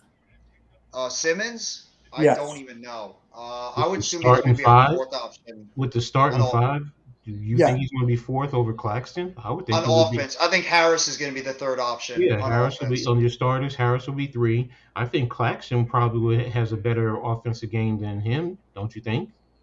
Claxton is still a little bit rough on the behind the edges in terms of his offensive game. He's not the greatest shooter, but I think he'll be fine if he gets more reps out there. Nice play by Cameron Brate, stretching over the first down marker. I don't know if he came up short or not. Looks like they're marking it right at about the yellow line. I don't know. Does he get the That's first down on down. this play? That's first down. Yep. Brady sets back, throws it, middle of the field, incomplete, looking for Godwin. Short hopped it. Again, 2nd down. so it's starting to wonder because those balls are coming a little bit short. Is he does that is his shoulder hurting him after that sack? Might be because he's had a couple of those plays since he got hit where it's Mhm. short hopped in front of the wide receivers. You might be right. 2nd down and 10. Brady throws to the right side. Oh, what a dangerous pass. And oh, man, that's not good. Oh, it looks like he's going to get back up. Cameron Brate just took a vicious shot. It looked like from his own teammate, but he's still able to make the catch for a 3rd down. Wow, what a hit. Hurry up offense. Takes the snap. Hands it off. Fournette breaks up the middle. Gets down to the 49-yard line of the Bucks, but there's a flag on the play. Might have been actually a jump on the Chiefs. One of the Chiefs was in the backfield even before he snapped it. Yeah, but Brate wasn't off the field. Oh, He that's wasn't off true. the field. So is it going to be both offsides and 12 on the field? Oh no, they never broke the huddle. Yeah, so he's still on the field. Yeah, it looks like 12 men on the Chiefs, on the Bucks. Oh, what a hit. Chris That's Godwin Brady. just took him out with that hit. That was Brady. Brady should have been paying attention to that. That's the quarterback. That's his responsibility for paying attention to that. As far as, is everyone off? He's going off. Pay attention. Why is Andy Reid upset about the play? Mhm. And they're going over talking to Andy Reid right now. Why is he upset? Maybe because he hasn't eaten yet. Hey, leave us fat guys alone, man. Yeah, leave us fat guys alone, okay? Come on, Jeff. You're not even bigger than one of my legs. Stop it. Hey, I'm not that small. I was a Okay. lot smaller back in the day, but at least I was able to put on some weight. But Yeah, but I'm allowed to do it because he coached for the Eagles, and that's all we did, which is do burgers and stuff. Hey, you're in Philly. I gotta admit, some areas where there's some good cheesesteaks. Yeah, there's a lot of good places in Philly. I love Philly, the It city. should be offsetting penalties because they were also offsides. Yeah, that's why I was wondering why there wasn't why they weren't just didn't cancel them out. It's 3rd down and 1. I don't know why they just called it on the Bucks. Brady takes the snap, throws to the left side, caught. Julio Jones decides to make an appearance this game, and he gets a 1st down. The Hall of Fame wide receiver makes a big catch over on the left side for a 1st down. Brady in the shotgun, takes the snap, looks to the right side, throws it to the middle of the field, caught. Godwin. 1st down. getting to at least about the 39-yard line. AC, you 46 can't let him seconds left of the score. offense. You cannot let him score here because you get the ball second half. You cannot let them score because you get the ball the second half. Yeah, I agree. You got to try to stop him here because the Bucs can essentially march down that field, get a field goal or touchdown, and cut that lead to at least 28-13, 28-17, and like you said, they get the ball right in the second half. Field goal is good. Field goal is all right. If you can hold them to a field goal and you get the ball the start of the second half and you get the touchdown that's 35-13, that's fine. I'm saying don't let them score a touchdown because it'll be 17 at halftime, 28-17. So that's a bigger difference. Those 4 points are a bigger difference, and it also changes how you approach offensively, how you attack them. I want you to be passing a lot more, especially with Tom Brady back there. He's not mobile, so I want him in the pocket. I want him back there because, and you already got some good hits on him, so. I agree with this comment by him. I should. think Leftwich should be getting a coaching job. Absolutely. So should Bieniemy, but I heard there's a couple of reasons maybe why Bieniemy's not getting a head coach. Some players don't like him. Some players don't like him. Shady McCoy hates him. Shady McCoy hates him. So it's but then again, some players are going to like coaches. Some players are going to not. I got players that don't like me. Okay, so. Can't please everybody. Exactly. If I'm the head coach or if I'm the OC or a DC, you're under my tutelage. Okay. You either play the way I want you to or you don't. Oh, shit. The Braves now the Braves are now up 5-3 in the top of the 7th. Mets have a man on first base with no outs. Let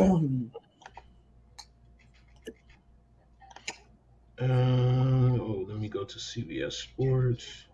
Let me see AP Associated Press rankings. Okay, I got Alabama. You son of a preacher, man. Georgia should not be 2. They should be 3. Son of a preacher. That's a new one.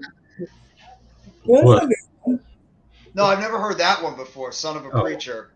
Oh, son of a preacher, man.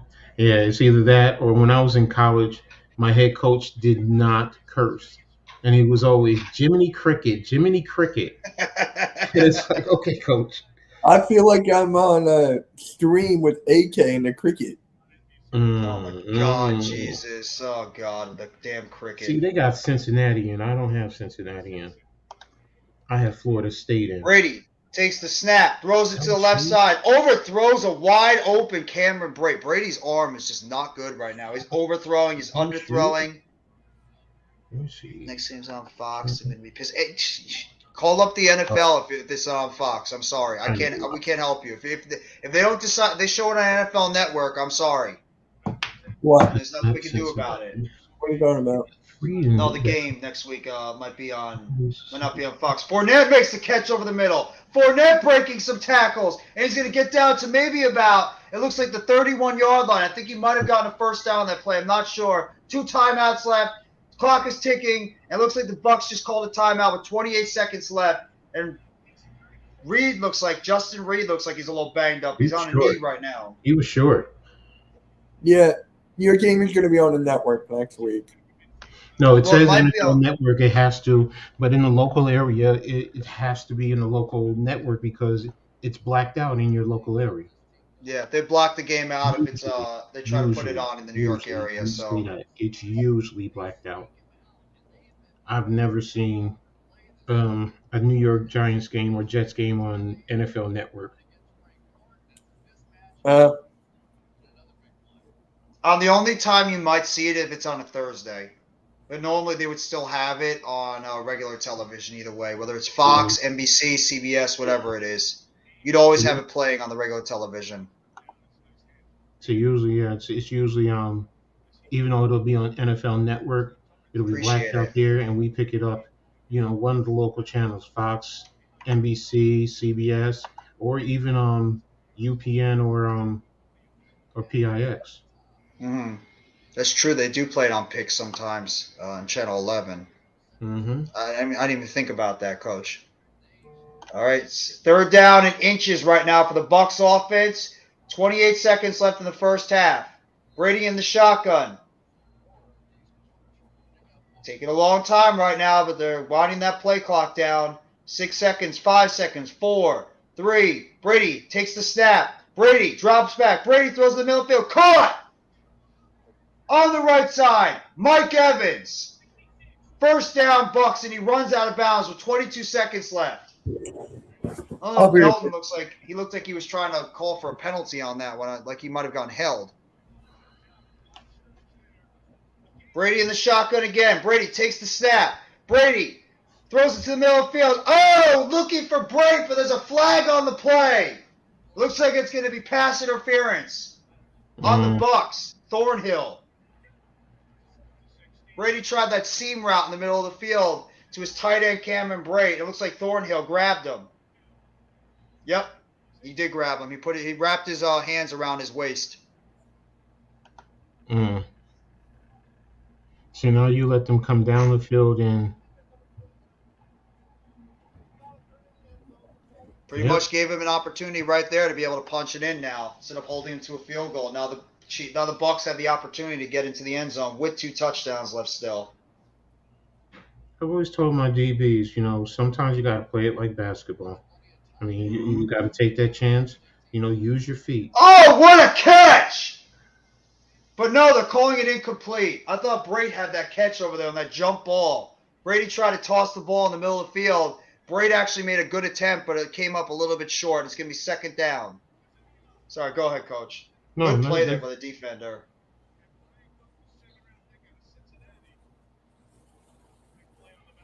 Cook with the play. He actually good play by Cook, knocking that ball away. Remember what I was saying earlier about tack the hands? That's the technique. And that's exactly what he did on that play. He attacked the hands right in the middle, and he was able to knock it away. It's an excellent job by Thornhill. Brady takes the snap, lobs it to the outside. Oh, did he catch that? Touchdown, Bucks! What a catch by Mike Evans. Mike Evans with a phenomenal catch on the outside. And it's a touchdown for the Bucks. 12 plays, 75 yards, 2 minutes and 1 second on that drive, capped off by a 3-yard touchdown pass in the right corner of the end zone. Tom Brady to Mike Evans. Hall of Fame quarterback to a Hall of Fame wide receiver. What hurts that is you let them go 75 yards in 2 minutes. You didn't make them eat up more time. What a tremendous catch by Evans. And that was a great fade corner route. That's pinpoint where you put the ball to that back pylon, and only he catches it, no one else. And you know what that is too, Coach? That's a wide receiver and a quarterback that have practiced for years together, and they have their timing down on those types of plays. And that's why you're able to throw a play like that, because Mike Evans knows where to be when Tom Brady is going to throw that ball up to him. And it's because those two guys have played about 3 or 4 years together, and we're able to develop that chemistry between quarterback and wide receiver, and they have that trust with one another. So, Galway's not Mike Evans. He's not Mike Evans. I was going to ask you, how many receptions did he have? Nothing. Again, he got hurt in the game too. Oh. Yeah, he had 0 receptions. He actually did a pretty solid job run blocking. There was a couple of nice run blocks he had out there, but at the same time, like Adam was saying on the show earlier that we were doing, you're not paying a $72 million wide receiver to run block only. As good as he was out there and he did a solid job, he didn't do anything in the passing game. And then he got hurt towards the end of the I think the 3rd or 4th quarter. He has a knee injury right now, so don't know if it's the severity of it. How many players got injured for you guys? About 7 or 8, and I'm not even exaggerating. It was about 6, 7, 8 players on the Giants that got hurt. Around that. They asked Dave that today, and he said, I don't know what for, but he ran down the list, and he just said, I know who. And he went down, boom, boom, boom, boom, boom. And it was 3 injuries today. We had 3. Nice return there by Pacheco. Gets all the way up to the 42, 43-yard line. I don't even know if Pacheco was the returner on this team. Yeah, no, I knew that. Nice run.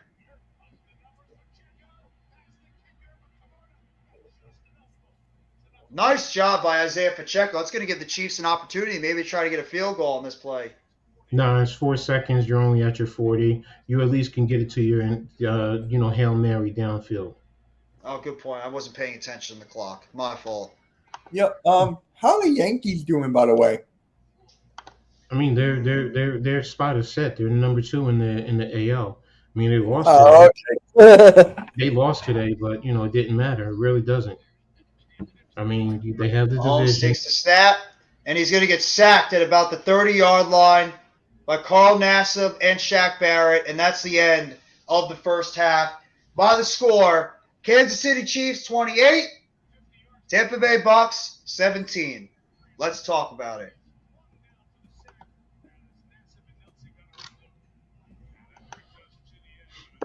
All right. The best thing about this is Casey gets the ball, start the second half. So, all right, Peter Rosenberg, what are you talking about today? Oh, Peter Rosenberg is talking. Oh God. Oh, I liked him for the WWE. Yeah, I was about to say he does WWE stuff too for the pay-per-views. So you're gonna be seeing him on Saturday. Cool. Nice. Does he still do that show, Coach? Do you listen to the show with Don LaGreca and Michael Kay when they do their show? Is he Rosenberg still part of that show? Yeah. Okay, I didn't know if he was still part of that show or not. I haven't really listened to that much because I listen to WFAN more. I mean, I listen to it. I mean, to be honest with you, Don LaGreca's birthday is the same day as mine. I'm just a year older, so it's just I just kind of listen. I really listen to it for him.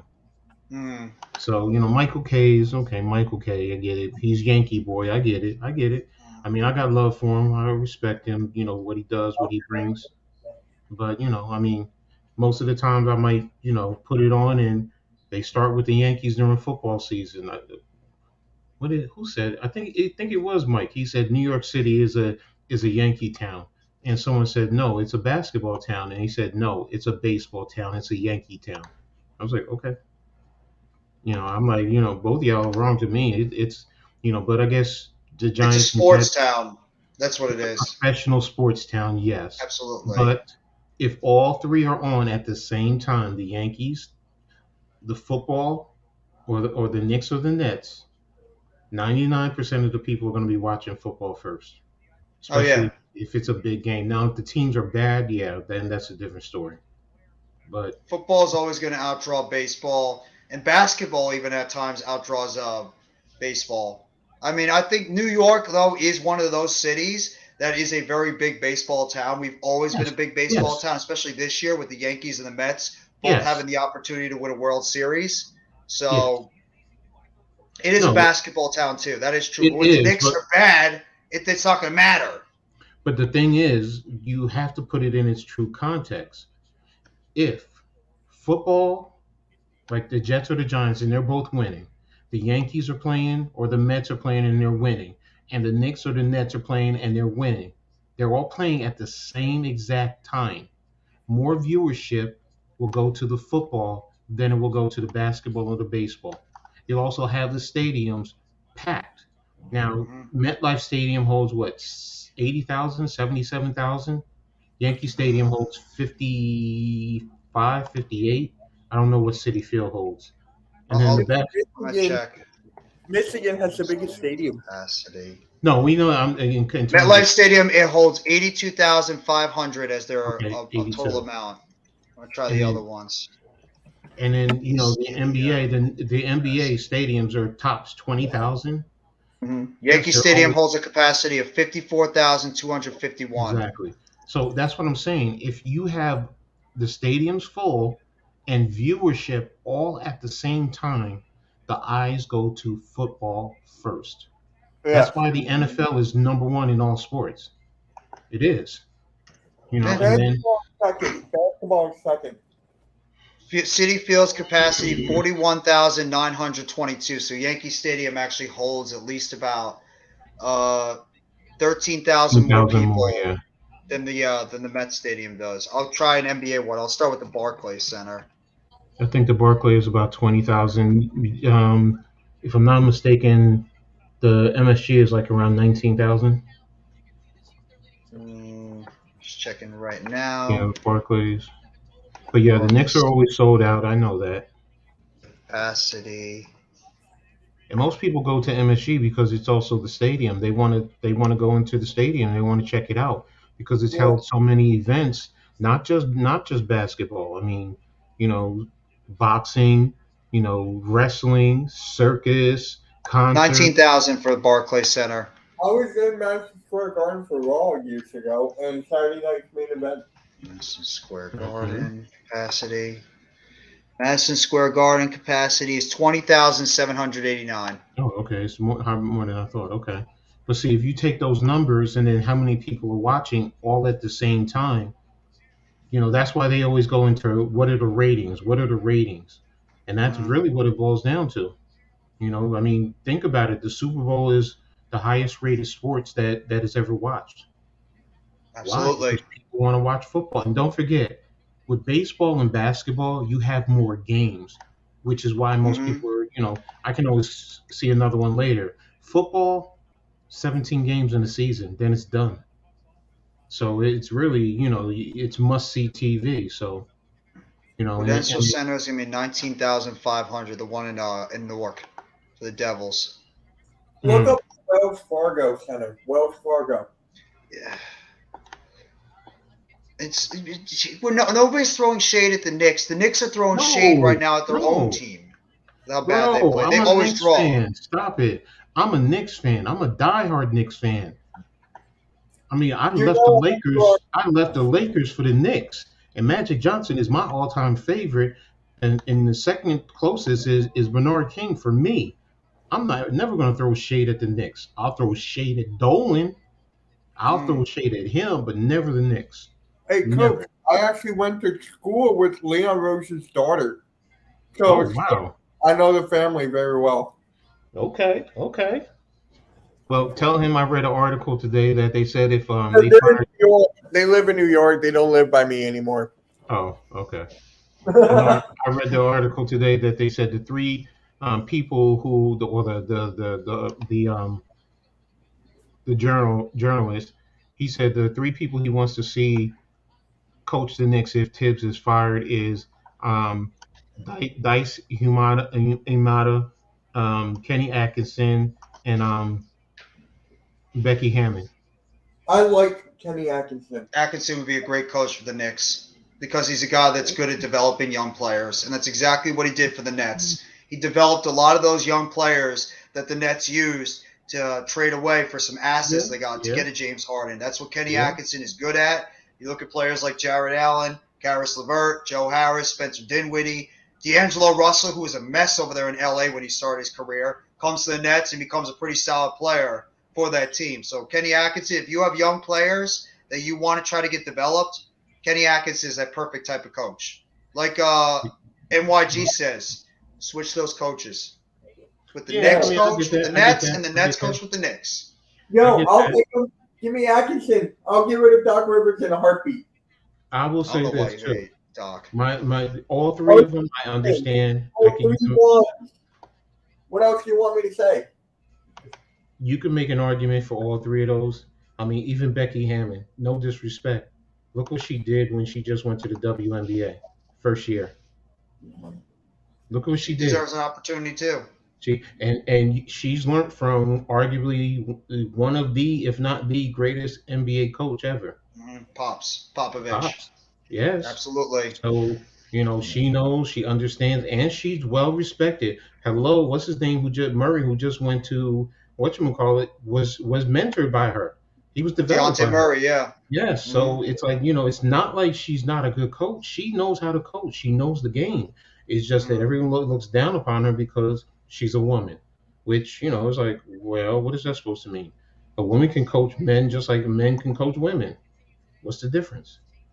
It's a stigma out there right now, Coach, that, it's going to be we don't know when it's going to be able. I think that stigma is always going to be out there until you see a female get a head coaching position, whether it's in the NBA, the NFL, Major League Baseball, wherever it is. I mean, I think that stigma is always going to be out there. That they could be assistant coaches, they could be assistant GMs, they could have these certain type of positions, but until they get that main position in an organization, there's still going to be that stigma out there that a woman can't hack it completely in that main positional role with what a man Exactly. does, which I disagree. If she is brilliant enough to be able to handle the position as a head Yeah. coach, as a manager, as a front Mhm. office executive, as a GM, whatever it is, man, woman, I don't care.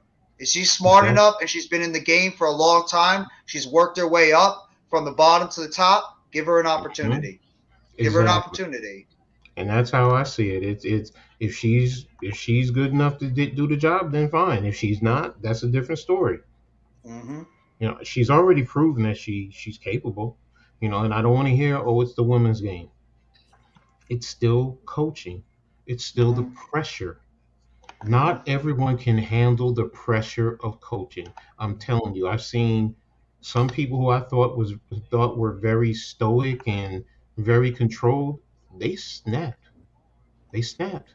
So it's Mm-hmm. like, okay, she proved that she can handle it, and she was very calm, cool, demanding. What the hell is this? Takes a lot of discipline to be a head coach. It really does. A lot of discipline, a lot of patience, a lot of that stuff dealing with the media, especially too. Oh, did you guys ever see the movie Coach Carter? Yeah. Oh, the one with Oh. Samuel L. Jackson. Mhm. Yes. Yeah, That's that the was perfect very good. definition of a coach. Yeah, it was a great Mhm. movie. Absolutely a fantastic movie. It was one of my favorite basketball movies that came out recently. What about the Hoosiers? You know, with the Indiana Mhm. Hoosiers? Mhm. Back I in the like that. days. We'll see about that. You know, it was actually one of my favorite underrated movies. I think, Coach, you might remember this one. Chips. Mhm. I think Blue Nick Chip, the one Nolte. with Nick Nolte, yeah, Mhm. the Nick No. Nolte, Hoosiers. Shaq, Penny Hardaway, all of them were in there. Bob Hurley. Hmm. I love when he gets So, pissed off and he just takes the basketball and he punts it in the middle of the mhm. game. That's giving you the feel of what's his name, No, Bobby Earl. Knight. Hey, Earl. Absolutely. I I think agree. that was the depiction of it, was to be like a Bobby Knight character. Hey, Earl. I agree with your assessment. Ha! I said it before you. I'm telling you, that's gonna become a T-shirt very soon. Earl loves that. Earl loves that catchphrase. I agree with the assessment. When Earl wants to, that is going to become a shirt very soon. It's gonna say, "I agree with the assessment." It's gonna be selling like hotcakes. Now, did you guys ever see the movie called Eddie? With Yes, Whoopi with Goldberg? Whoopi Goldberg. Mm-hmm. Yes. That's Hello, my name is Ed. I definitely watched that movie, and she was she was the head coach of the Knicks. So it was, yeah, I watched that one. So What Remember about the when one with she benched him? Remember when she mhm, benched the superstar and mhm. the guy? Malik Sealy when he was talking in the third person, and his mom's was going off on her until she was like, it's him, and she ended up smacking him upside the head. Yeah, I remember that. I love that Sister movie. Act was a classic movie too from Whoopi Goldberg back in the day. How many Sister Acts were there? One, two? I Sister forget. Two. Act 2. Sister Act 2, because that's the one with the young kids. The first one was with the nun. The second Mm-hmm. one was with the young kids when they ended up going to the event in California with Lauren Hill leading the way. Is it another one? No, I think it's only two. I think there's only two. Yeah, unless I can't think if there was another one. I'm not sure. There might have been only two of them. Yeah, Earl says there was only two of them. yeah, that's what I thought. Sister Act 2.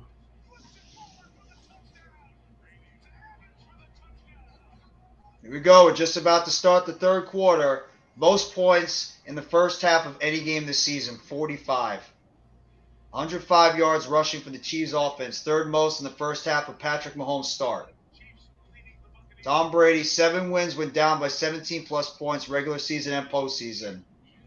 Bucs defense, 4 TDs allowed, 3 allowed through the first 3 games. It was Sister Act 3 was developed back in 2020 with the anticipation of being streamed this past September. Matter of fact, September 22nd, but it hasn't come out, so it's only Sister Act 2. Remember all the rumors too they were talking about of a Beverly Hills Cop 4? Like it's been rumored for a long time that they were thinking about doing that. It's just I don't know if Yeah, they could get the cast together, the screen together, and all that. The yeah. I third one mean, wasn't bad though, too. yeah. I Some don't know. movies are just you need to leave them alone. 1, 2 tops Thank is you, good. thank you, You Coach. know, I'm glad you said that. It's What? true. You need some movie series. You need to just leave them alone and let them be. You can't just keep making more and more of it. If it's just not going to draw them out of money, it's going to like you sort of soil the legacy that they had. Are you talking about Fast and Furious?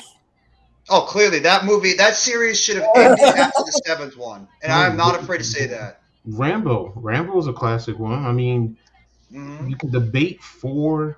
Most people don't like 3. I mean, to me that was pretty cool, especially when the interview, what do you anticipate? Pain. That to me is the best line. That with Mr. T. But 1 and 2 were the best, I have to admit. And number 4, with facing the Russian, I get it. Good class. Nice throw. Mets have been officially swept by Atlanta. No, the game's not over yet. There's still 2 more innings to Oh, go. he said. I was just reading what he said, so I didn't know. No, Earl, there's still 2 more innings left in the game. They have the top of the eighth and the top of the ninth. Mahomes hands it off. Edwards Hilaire up the middle of the field. He's going to pick up at least about 5 or 6 yards on that play. It's going to be second down. I still got about 6 more outs, Earl. The game's not over yet. They just need to pick up some runs here. Oh wow, Steve Urkel. And here she goes again. Mahomes in the shotgun. 3 wide receivers up top, 1 down below. Edwards Hilaire flanks him to the left. Takes the snap. Hands it off. First down. Edwards Hilaire at about the 49.5 yard line on the Chiefs, on the Bucs side. First down for the Kansas City Chiefs. Good pickup. Ooh, so who's that? Oh, okay. He's all right.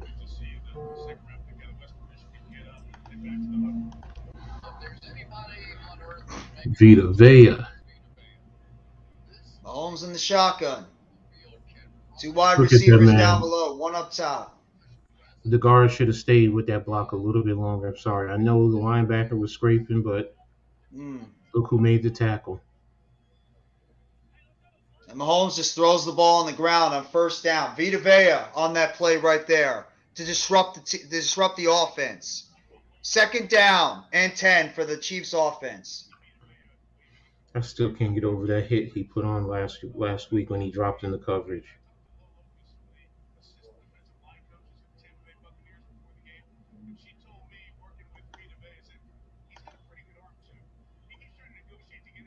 That's what I'm talking about. See, you need more. What's up, What up, boy? Randy? How you doing, bro? And Mahomes just overthrows his wide open receiver Juju after he got hit on the outside. What's everyone's favorite wrestling move? Probably the stunner. I just like it simple. Probably the Stone Cold Stunner. How about As stupid as it is, the stunner. suplex off the top belt or launching yourself off the top of the cage down onto a. I haven't seen one of those in years, though. I'm not gonna lie. A steel cage match? Yeah, I haven't watched wrestling in years. I'm just saying, what's his name? Damn, what's his name? Mahomes drops it off. Third down and 10. Big pickup there by Juju. And Juju's going to get all the way down to the 30-yard line for about a 20-yard pickup. First down and 10 for the Chiefs. Pedigree's a good one. You were talking about, I think, the superplex before off the top rope. Yeah, no, I'm trying to. Like, I used to like Kamala, the Ugandan giant. That's how you know how old I am. Kamala was good back in his day. Yeah, but Randy Superfly Snooker will always be my favorite. Oh, when he did the jump off the top of the steel cage. Yes. And then, absolutely. it's, I mean, I get it, there's others, but for me, that was it. Him and Andre the Giant. Andre the Giant coming in and he just steps over the top rope. it's not going through it. It just steps over it.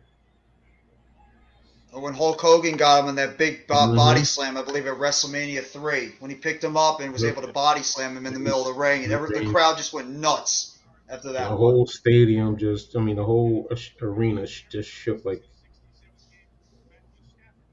That's the one thing that you get at a wrestling event that you sometimes don't get at sporting events. Wrestling events are just different when it comes to the crowds, especially when it's like a big moment. Pacheco picks up at least about 3 or 4 yards on that play, and it's going to be 3rd down and about 6. No wonder that's what's missing with me. Now, the wrestling event this weekend is going to be excellent. I cannot wait. I'm excited. There's going to be a fight pit match. There's going to be an I Quit match. There's going to be an Extreme Rules match. There's going to be a bunch of different matches in this Sunday. A ladder match. That's another one. There's going to be a whole lot of good matches in this card. And there's supposed to be maybe a big surprise that's supposed to happen this weekend. So I'm very excited for the wrestling event next Saturday. Goldberg's spear was pretty good, too. And the Undertaker's tombstone. You can't forget about that. Yeah, Mahomes scrambles out. Mahomes throws the ball down the field, and he's going to overthrow his receiver. Okay, he was looking for Sky Moore on the inside, but he overthrew him. It's going to be 4th down and 8. The Chiefs look like they're about to kick a field goal. Who is this guy? Who? Oh, you mean Pacheco? Isaiah Pacheco, the former Rutgers Scarlet Knight running back? It's Isaiah Pacheco, almighty. Mm-hmm.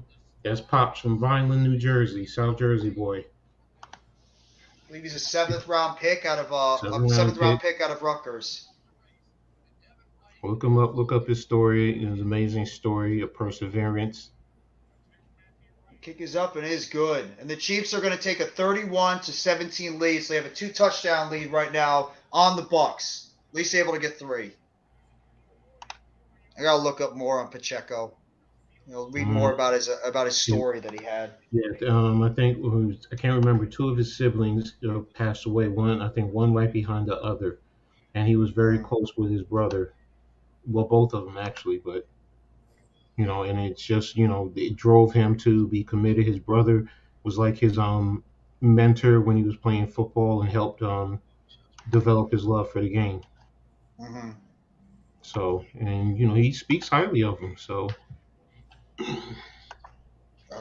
where it's going to be, I'm not sure. I'm not sure where the venue is going to be for Extreme Rules. Let me see. I know it's this coming Saturday at we're going to be streaming starting at about 7. The pay-per-view doesn't start until 8.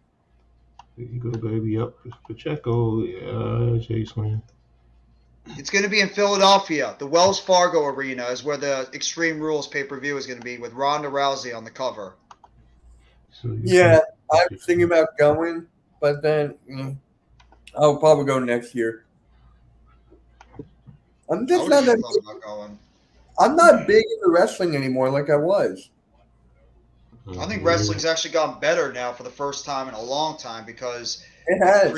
The creative has actually made it more exciting with Triple H over there being the head of creative. It's become way more exciting, way more surprising. You're not getting those ridiculously stupid segments they were getting back in the day when Vince McMahon was in control. The WWE seems a lot more, unpredictable than it did before. And that's what we love about wrestling, is when you have unpredictability as one of the big things out there. Thank you, Earl.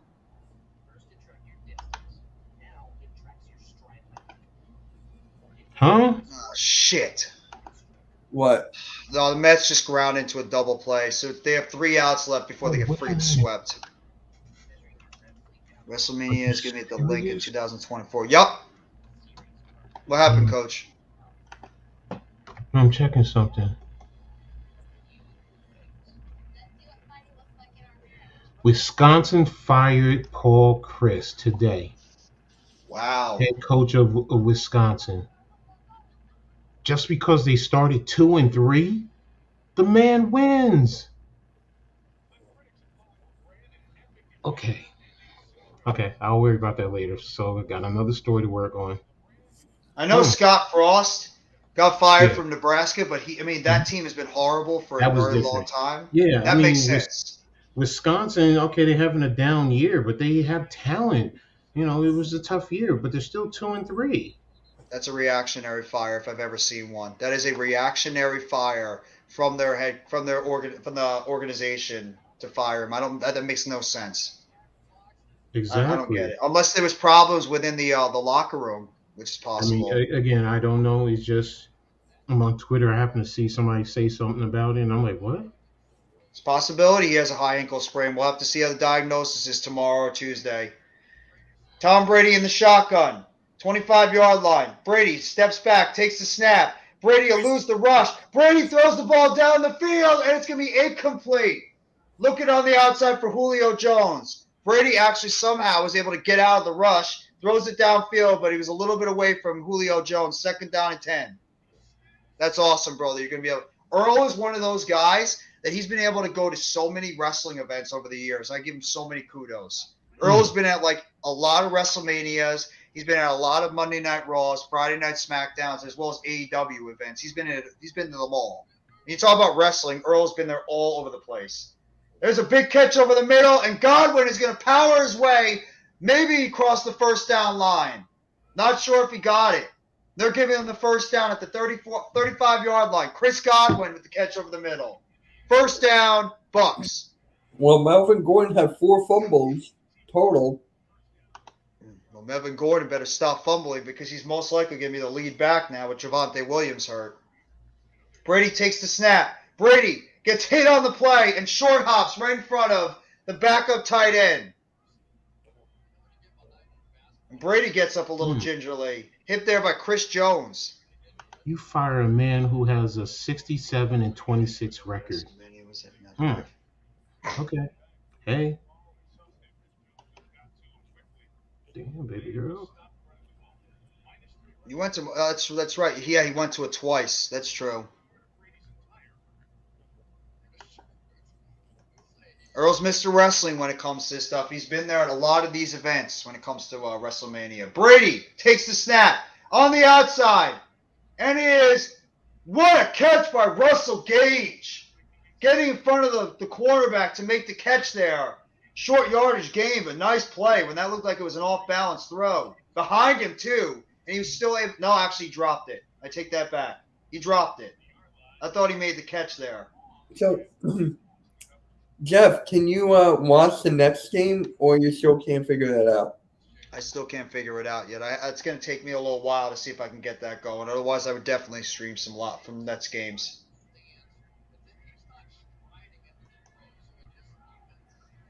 Brady in the shotgun, 3rd and 10. Brady takes the snap, throws to the outside, and it's dropped by Godwin. He would have been tackled short anyway, and the Bucks are going to have to punt. Oh, you have the videos?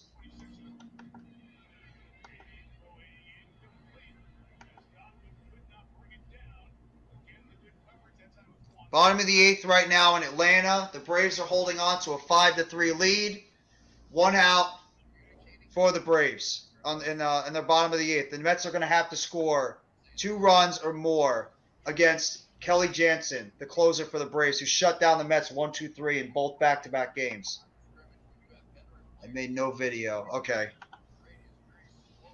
And the punt is off, and it's down, and it goes out of bounds at about looks like the 30-yard line of the Bucks.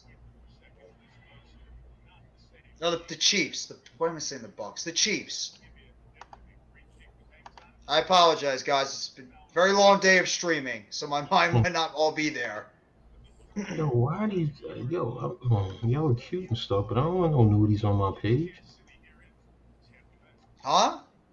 No, you get those, I get those females who send me, erotic and nude images to my Oh, the page. Twitter? Was that the Twitter stuff? Yeah, Twitter, and it's I like, get it too all the time. I don't want that, and it's like, sometimes, I got my kids that come check me out sometimes. I don't want that on my page. No, I get it all the time too. I don't know where they come from. I don't know any of that. It just shows up on my Twitter account. Yeah, I don't get it. What are you talking about? The erotic pages or the porn. I don't get them on Twitter. I just get them on YouTube. I get them on YouTube too, all the time. So thank God. I think it's because the amount, once your channel gets bigger, that's when you're going to start seeing these porn, like these types of things are going to show up in your YouTube. I get it all the time, and I'm so sick of it. I block them all the time. I try to get rid of them. Whenever they say something, I'm like, no, go away, or I just don't answer. It's annoying as hell. Mm-hmm. Get hyped up, man. Get hyped up if you're a Knicks fan. Maybe you guys will actually have a decent season this year. Who do you think was the most epic trash talker in the NBA Of all time or right now? of all time? Jordan. Isaiah Thomas. He was a going, trash talker. I'm going Larry Bird. Take him seriously because he walked Bird off. was a good one. Bird was an underrated one.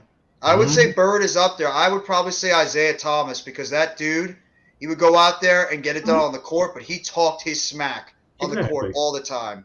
But The whole Bird entire is Pistons just, team. you hear the stories of like the 3-point contest. He walks in the locker room, everybody's what's up, and he's like, "Who's gonna be number 2?" I'm like, what? You know, you walk to the locker room, you know, or he's going up against somebody, you know, where do you want me to shoot it from, right here or right here? And then, you know, he's like, well, I'll shoot it from right here. Shoots it, looks right at the guy, and the ball goes in the hole, and he's not even looking at it. And it's like, oh my gosh, that's classic. But yeah, Jordan is one of those two. The whole, I would say Rodman is another one that's not afraid to trash talk. I never thought about that. Scottie Pippen? I don't know if Scottie Pippen was more of a trash talker. If you saw the series that they did with the Bulls, he wasn't really. He was a guy that needed the motivation and like that spark from somebody like Michael Jordan. I remember like Pippen was more of a quieter guy when it came to that kind of stuff. Jordan really ignited his passion and like ignited that fire inside of him, and really made Pippen one of those better players. Forgot about somebody. Who's that? Kobe. True. He would talk his smack too. Yeah. Kobe would. Ewing wasn't that big of a trash talker. He was more quiet. Yeah, he would do it with his face. Yeah, That's the point. you catch him. You would catch Oakley talking more trash than you. Or Anthony Mason. Now Mace didn't talk a lot of trash. He just gave you that look, that scowl. You know, or if you really got him pissed off, then he's going to, you know, come at you. But he was quiet. But it was usually Oakley. Shaq is one. Or Starks. Starks was definitely the trash talker of the Knicks. The Knicks 90s team was crazy. Pacheco runs to the outside, and he's going to get knocked down. No, he takes a couple more hits. He's going to hit it about the 49-yard line. Nice play there by Isaiah Pacheco. And the Knicks 90s team was good. I thought they could have won a championship at least, but they ran into what was arguably one of the best dynasties in basketball history with Michael Jordan and that Bulls team. Exactly. There's a lot of teams. I mean, you can talk Utah with Stockton and Malone. Indiana. Indiana, exactly. Reggie Miller. Oh yeah, Reggie Miller was definitely a trash talker. Reggie Miller would. Mark Jackson was another one. He wouldn't shut that up. Yeah. There was a lot of talkers back in the 90s. Nice toss play there. Caught. Valdes-Scantling gets all the way down to about the 25-yard line. Mahomes flicks it to the right side, and Valdes-Scantling picks up a big play in front of Carlton Davis. First down. There is one that did it in college, but not in the NBA as much, and I hate this guy so fucking much. This guy is a trash talker if we ever see it. Trae Young is not afraid to talk his smack. He backs it up. Almighty, he's your dad. Irving's. I don't know if Irving's really a big trash talker. I don't really know if I see Irving trash talk a lot. What about Christian Laettner in college at Duke? Yeah.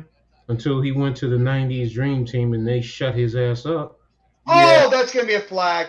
No, they actually didn't call a flag on that one. I thought he got knocked down. That was Christian Watson.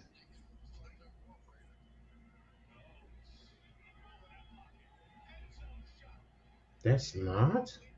I thought that was a flag.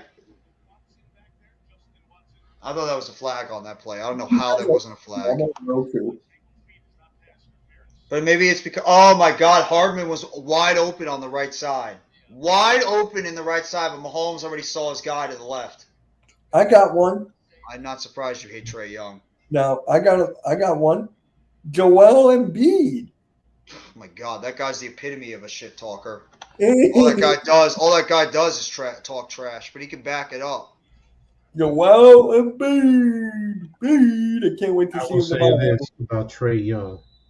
If Trey Young played in the 90s or early 2000s, He'll get eaten alive. he wouldn't last. He would not No. last. You know, No, I he get mean, destroyed. he his light ass would have been eaten up. Hmm. Now, Jeff, you said Isaiah Thomas of the Detroit Pistons. I Yes. have to say no to that because everyone walked off. They walked back into the locker room before the game was over. First down for the Chiefs. Get the Mm. ball down to at least looks like the 10 or 5 yard line. Sky Moore with a big play. No, but I'm talking about on the court. He might have had respect after the game, but when he comes on the court, Isaiah Thomas was a shit talker. Mhm. On He the talking smack. I just can't take him. I just can't with the walk off. I just can't. The walk off is such a big deal. Oh, Bill Lambier. Bill Lambier. That's another one. That Bill Pistons Lambert was team. just playing dirty. He was just playing dirty. Oh, Mahomes got sacked on that play. Nelson got to play in the inside. It's going to be second down and goal for the Bucks, for the Chiefs offense. I just keep looking at the Mets score. Hopefully they get a run on the board. Top of the ninth, no outs. Mets trying to get a couple of runs here to hopefully send this game either to extra innings or at least make the Braves go out there and try to win the game in the bottom. Earl, thank you very much, bro. Have a great night. I will see you tomorrow night for the Monday Night Raw watch along. Thank you for coming by the streams today, this No, that afternoon, was as well as bad tonight. technique. Very bad technique. He lunged too much. And it's a touchdown! Touchdown by the Chiefs! This game is over. It's now 37-17. 9 plays, 65 yards, 4 minutes and 49 seconds. I don't know who 88 is. Fortson. Mm. Let me ask Carlton you this, Davis got Jeff. hurt on the play. Jeff, Go ahead, Coach. do you think Kadarius Toney will be negatively looked upon, especially since Kansas City has Sky Moore with the pick last year? Depends if he gets on the field and plays and he puts up That's production. that's what I'm saying. If he doesn't, Fortune, Jeff. Oh, Jody Fortson. I'm sorry. but that's my Coach, point. that's a good That's question. my point. Sky Moore is playing, and he's even if he's marginally producing, we had an opportunity to get him. No, you're right. That's a good point. But then wouldn't it fall more on Wan'Dale Robinson than Sky Moore? Hmm. Because Wan'Dale Robinson, I think he's the one. Did we pick him ahead of True. Sky yeah, Moore? Or yeah. no. I think we did. Yeah. Wait a minute.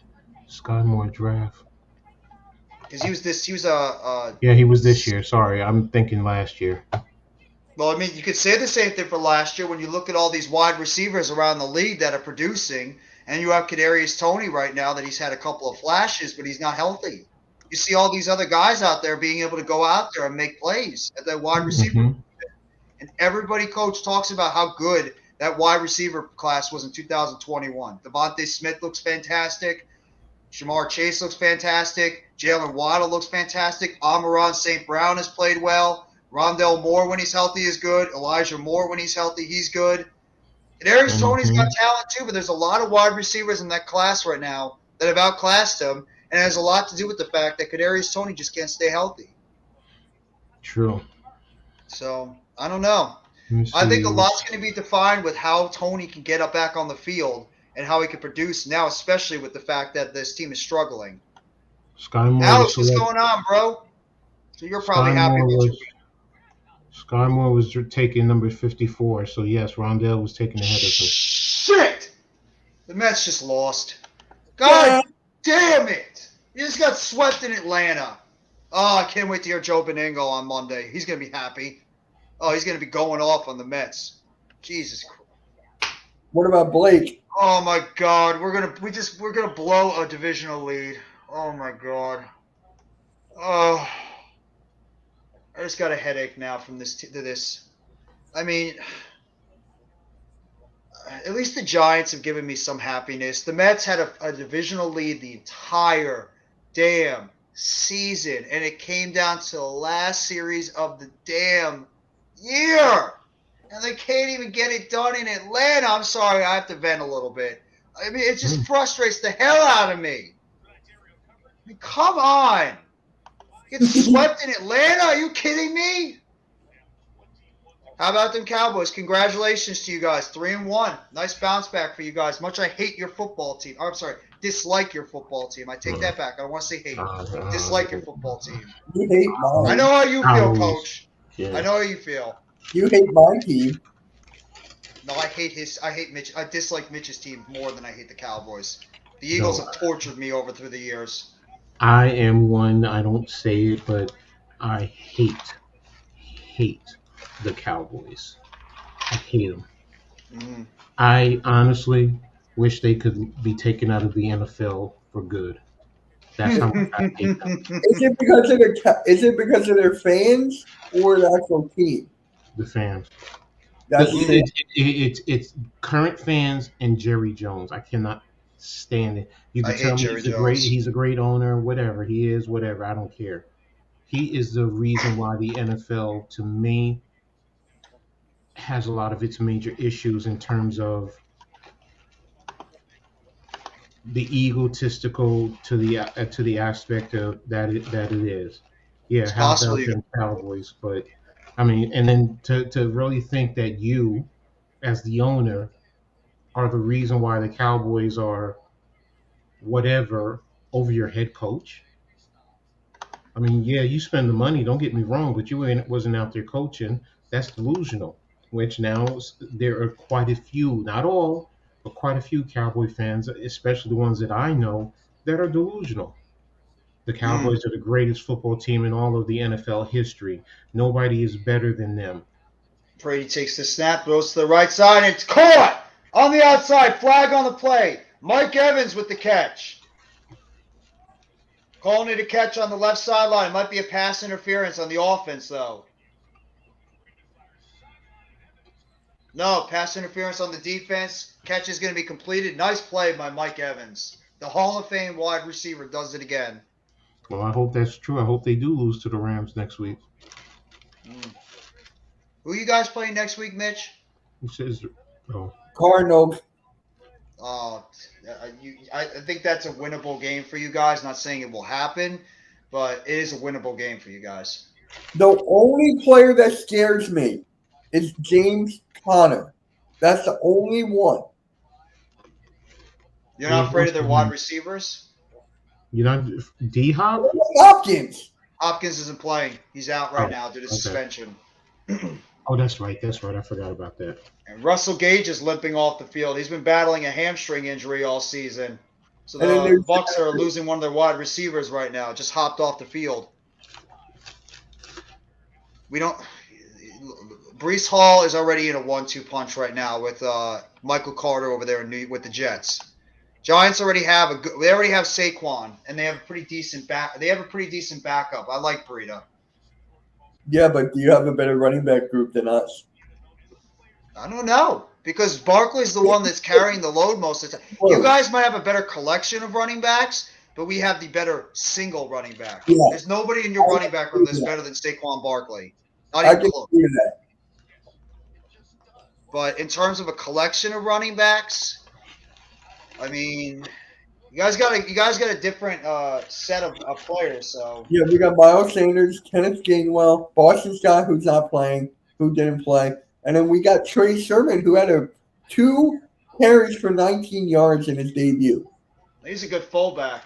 There's a first down there by the Bucks. White picks it up the first down. First down, Bucks. They actually make a video how We're not gonna. We're not getting Calvin Ridley. just ignore them. But I might make a video on how the Eagles should play Trey Sermon over Boston Scott, except for against you guys. Yeah, can you please not have Boston Scott play against us? That guy always saves his best game for the Giants. All the time. Boston Scott is a I guess giant you're killer. gonna help me. I guess you're gonna hate me, Jeff.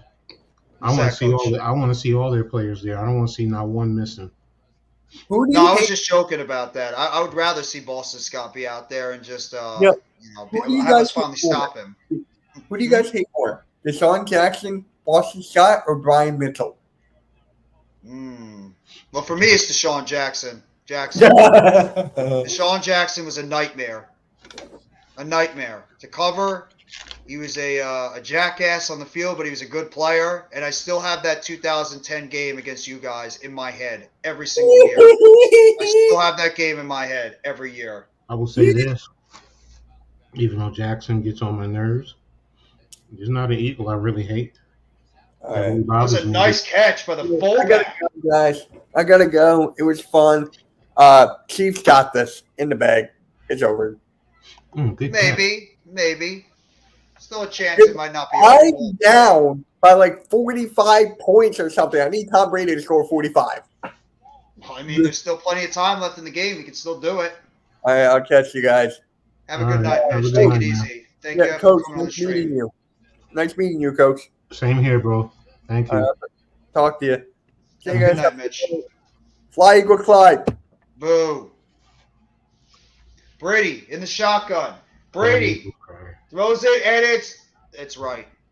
Cry, Eagles, cry on the road to misery. And there's a flag in the end zone. It was intended for Mike Evans. Flag in the end zone. It might be Thornhill again. Holding. Oh, illegal. Is this Illegal unnecessary contact? roughness? Unnecessary roughness on 22. Yeah, it looks like it. They say personal foul. Yep, personal foul on Thornhill of the Chiefs defense. Let's see that play more. Yeah, he launched at him. He launched at him. Oh yeah, it's true. Can't do it. Can't do it. You should know that by now. You can't do that. As much as you want to try to put your shoulder into them, you know the refs are waiting for you to throw that flag. And they're going to run the ball up the middle to Fournette, and he's going to get down to maybe at least about the 1 yard line. Second down and goal for the Bucs. That was White on that play. Uh-oh. Chris Godwin's down on the field, and he's laying right now flat on his face. That's not good. Ooh. Godwin's down on his Godwin's right now down on his face. I don't know if we saw what happened, but did he blow out his? Did he hurt his knee again? I don't know. I just happened to see him on the ground too. I don't know. That's the thing about players too. You always get nervous when they're coming back from a serious injury. Mm-hmm. It's just like the propensity of having another serious injury, especially to your opposite knee or opposite leg. I mean, it's a lot more common. So, which Achilles did Shepard tear last year? Was it the right? I think it was the right one. Because I know he tore his left ACL. So maybe he just compounded so much on that left foot that it just put too much pressure on that left leg, and maybe that's why it popped. It's like the propensity for that type of injury. It's so common. Look at Beckham. Beckham, I mean, came back last year, and he put so much pressure. I think he retore that knee again.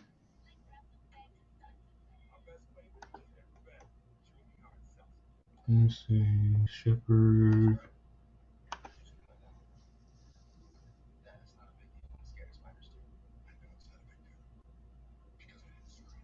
Lower left leg.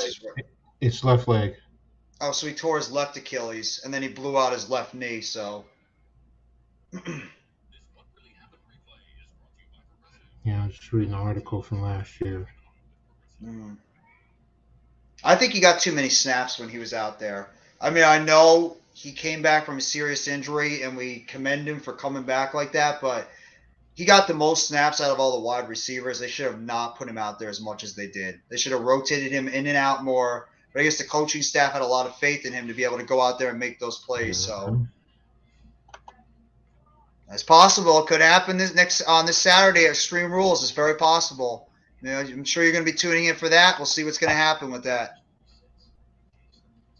Yeah, I mean, I got a lot of work to do tomorrow when it comes to the injury list. I have a lot of people I'm probably going to have to update on when it comes to that. Okay, what is this? A grizzly bear. I ain't mess with you, son. Man, I'm so pissed about the Mets. I'm so pissed about this team. Let's see what happened to Godwin. Oh! Looked like his knee. I don't know if it was his knee or his side. He was trying to make a block, and he just went right down. At least he walked over to the sideline. He's on the bench now. He slipped while he was trying to block it. And, yeah,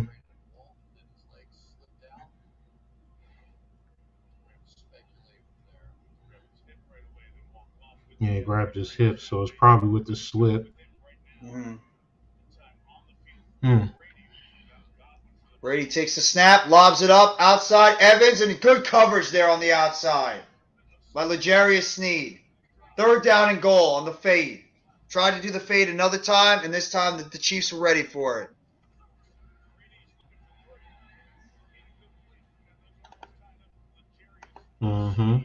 Good coverage. Good coverage on the outside by L'Jarius Sneed on Mike Evans.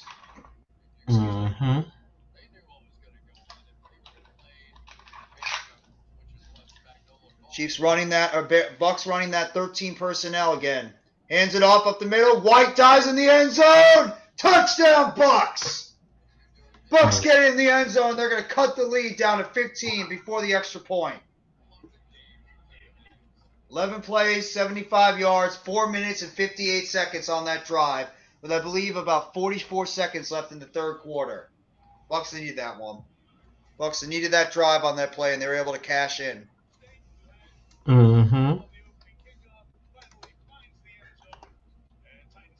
But now it's does KC take their time going down the field, because they're controlling this game offensively, so they can pretty much do whatever they want to do, or they feel like they can probably do. Ooh, that was a good read to get away from the linebacker filling the hole, because the linebacker was going to get him. The problem is right now that Bucks defense, I mean, they just can't stop this Chiefs offense. The Chiefs offense has been running up and down the field, and they, unlike what the Bears did against us earlier, the Chiefs are going down there and they're punching it in the end zone. They're not settling for field goals. I mean, I believe they scored on 5, or I believe they scored on 6 of their 7 drives so far this game. 5 touchdowns and a field goal. So the Chiefs are getting it done where it matters the most, and that's in the end zone. So see if the Bucks can be able to answer on this play and be able to stop the Chiefs and the Chiefs offense so far.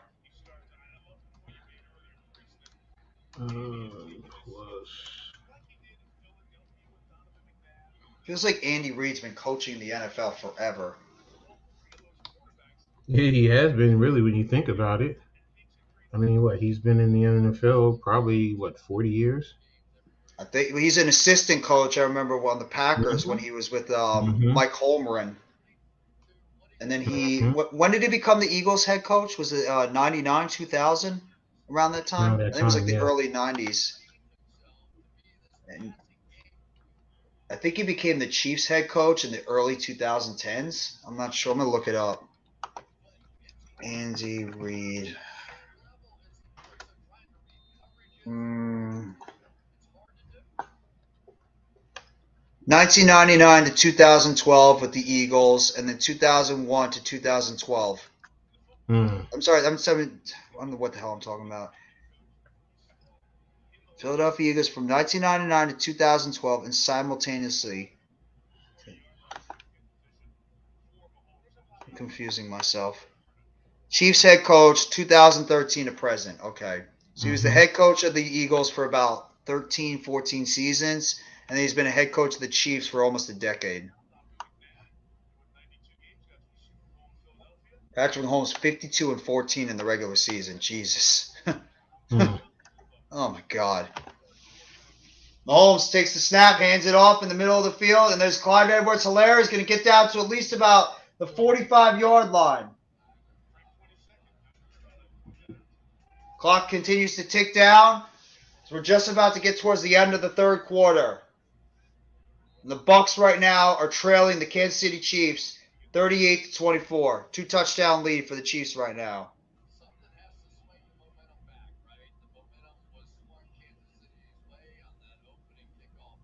Second down and 5 for the Chiefs offense.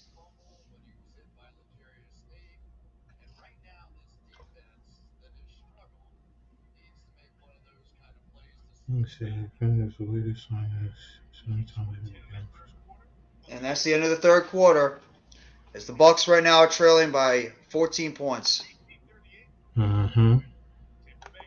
Is Antoine Winfield injured? I don't believe so. I didn't hear anything about him getting hurt. I mean, I could double check on Roto World, see if he got hurt.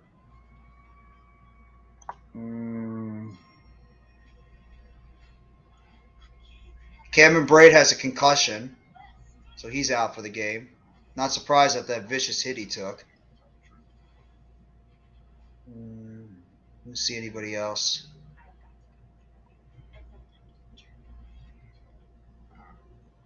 No, I don't see anything. Let me check Ian Rappaport or Adam Schefter, see if they have anything.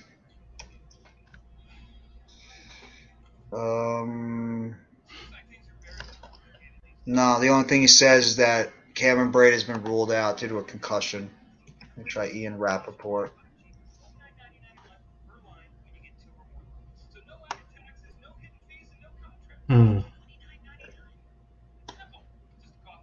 No, the last thing that he tweeted was about the serious knee injury to Javonte Williams. There's not a lot of optimism surrounding that injury, so that's. I mean, you never know. You could always get that good luck when it comes to something looks serious at first, but it could always go the other way. So we had that twice. We thought the worst when Kayvon Thibodeau went down in the preseason. We thought he was done when he got hit in the knee. And same thing with Leonard Williams. I know every Giants fan, when he saw him on that ground with our luck, we probably thought he tore his ACL and he was done for the season. So we got lucky in those counts, but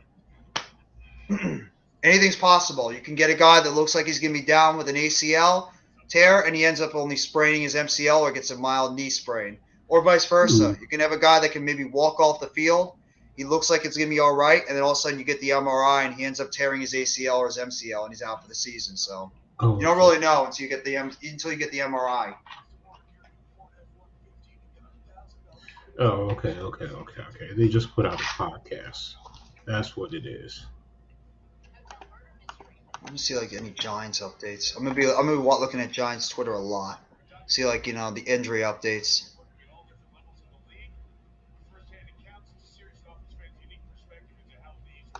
No, nothing right now.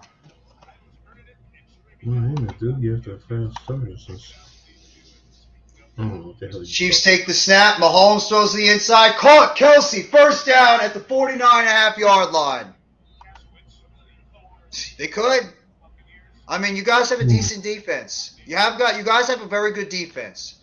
We'll say that. The Cowboys have a good defense. It's just, is your offense going to be able to match? That's the thing. And is Mike McCarthy going to do something stupid as the head coach? So. Oh, I get it. They make it fun. Mahomes in the huddle.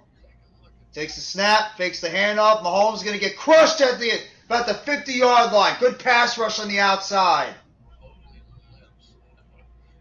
Edwards with the tackle. Yeah, we'll probably get an injury update on the Giants players by sometime tomorrow. Either that or the latest Tuesday. All those guys are going to go through my God, it's going to be a long list of the MRI machine tomorrow. It's going to be like 8-9 guys that have to get MRIs on their injuries. I said the one I'm feared about the most is not even Daniel Jones, it's Evan Neal. Anytime I hear a neck injury with an offensive lineman, I get nervous. You don't ever want to hear a neck injury at all with any player. Mahomes takes the snap, drops back, rolls to his right, Mahomes is going to scramble to the outside. He's going to pick up a big yardage there. Big gain. It's going to be third down, about 5 or 6. Tryon with the rush on the outside.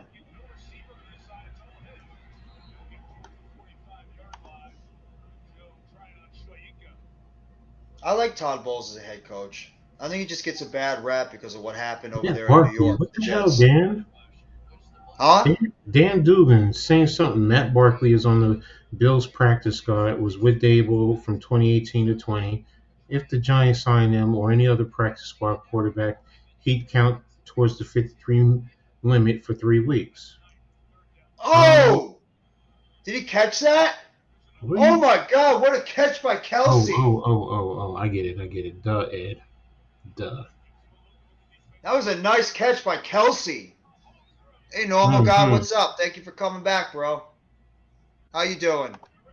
Nice catch by Travis Kelsey, going low, turning his body around to make that catch. Wow. He actually was able to keep possession of the ball in his hands before it hit the ground.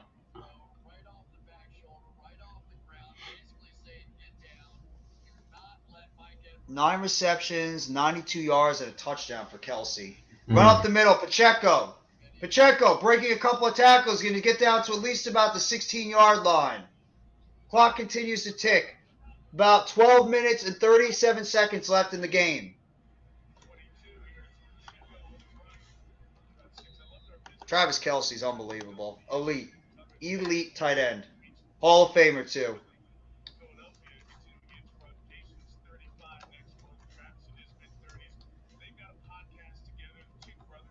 Mahomes in the shotgun. 2 wide receivers up top, 1 below. Pacheco in the backfield. Mahomes hands it off. Pacheco running up the middle of the field. He's going to pick up at least about 3 yards on that play. It's going to be third down and short from about the 12-yard line. Isaiah Pacheco with the run up the middle.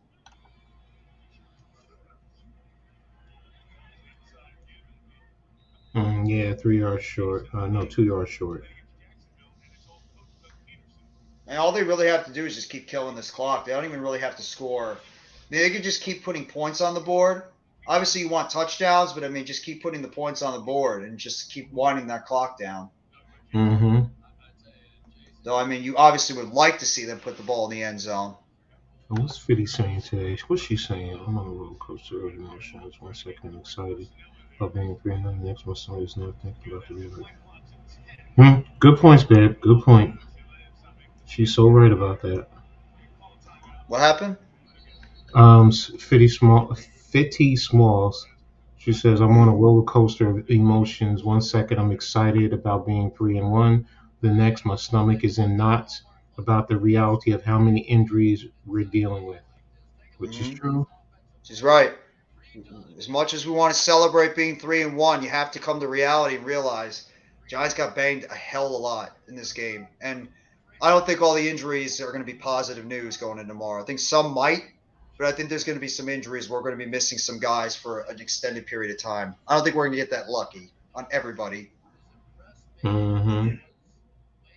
I mean, obviously Daniel Jones is the biggest injury out of all of them. You lose you lose 2 quarterbacks we lost. So, but that, I mean, the ankle, it's going to get worse as he goes into tonight and into tomorrow. If it swells really bad, I mean, that's a high ankle sprain. He might be out for, depending on how bad it is, he could be out 4 to 6 weeks with a high ankle sprain. Exactly. Mahomes throws the ball and it's dropped. I'm still waiting to see what they... Possibly they can win it all. I think Tyrod Taylor is not going to be. I would not play him. I would not play Tyrod Taylor. No, he's not playing. No. Just remember about Tua and the situation the Dolphins are looking at. Mm-hmm. You know, and they're probably going to have new regulations in play because of this now. Mm-hmm. Yeah, the NFL was already talking about that with the NFLPA updating the rule book when it comes to concussion stuff. 32-yard field goal up, and it is good. And the Chiefs now take a 41-24 lead with about 10:47 left in the game. It depends. This is the thing about concussions, and I'll say it happened a couple of years ago with Sterling Shepard. He had a concussion. He suffered 2 concussions that season. He was supposed to come back earlier. I believe it was 2019 or 2020. I forgot which year he suffered those concussion injuries. I think it was 2019. He came back a little bit early. He was okay for a little bit, and then he ended up getting concussion symptoms where he got dizzy. He was not all there, and the Giants had to shut him down again. You don't know how a player is going to react when it comes to concussions. Some players react a lot better than others. Some players, they have those lingering effects. It really just depends on the person and the body and how hard they got hit. Because remember, you're damaging the brain. Exactly. Brain is when you get hit in the brain. I mean, it's unpredictable with any of that stuff. You don't take chances with head injuries, and you don't take chances with neck injuries and back injuries too. Those are 3 injuries you don't chance. That's why I'm not expecting Evan Neal to make a remarkable recovery, even if he's okay. A neck injury, you can't be very, very, sure about that, because neck injuries can linger and they're very, very dangerous to deal with, especially for an offensive line. We saw that with Daniel Jones. I read thought Daniel Jones was good, and he ended up missing the season. So we'll have to wait and see what happens with Evan Neal. But that injury, like I said, scares me the most. The And neck just injury. because it's a week right now does not mean that they're going to switch it and make it longer. If you didn't watch and don't know about Tua, you really need to pay attention to that. And he went on short notice, but it's still gonna be to the point that everyone's just gonna push it back just to be cautious, and that's from the Players Association as well as the NFL. So, Yep. personally, just to be extra cautious, I'd want Tyrod to sit an extra week minimum. I mean, it's a football game. It's not that important to put, somebody's life, career, livelihood all over a football game. Sorry, I just don't see it. Yeah. No, I agree. Don't take a chance. There's more to life right now than putting yourself out there and potentially damaging your brain even more, get another hit when Exactly. you're not fully recovered. You have to let these guys go out there and get the rest he can before you feel more comfortable putting him out there. So if Davis Webb has to play next Sunday, so be it. So It's be just the it. cards we're dealt with. It's the cards we're dealt with. We're not all happy about it. None of us Giant fans are happy with the fact that we got banged up severely in this game. But you know what? It's the NFL. This is what happens. You just got to help. Exactly. What's the key phrase we always say, Coach? Next man up. There you go. Next man up. You got to come over here and you got to try to get these guys to come in and contribute.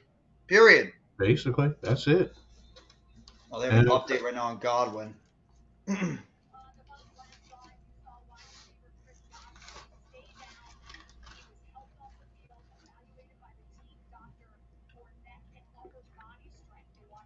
No, he's back on the field, so thankfully Godwin looks like he's okay.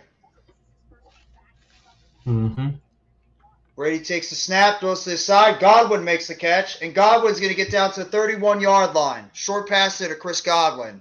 Right back in action. It could be a good game. I mean, Ravens are going to be ticked off, too, after losing that game this past Sunday against the Bills. They're going to be fired up, and the Bengals look like they're starting to get their groove back on offense. Exactly. Brady takes the snap, looks to the right side, throws it, catch! Caught on the outside. Looks like Cade Otton makes the play. There's a flag on the play, though. Offsides on the defense, so the catch is going to count.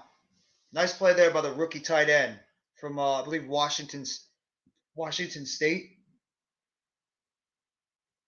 Yeah, Frank Clark stepped offsides. Okay. Brady in the shotgun. Takes the snap. Brady rolls to the right side, throws it. Fournette, catch. He's going to pick up a couple of yards there on that play. Second down.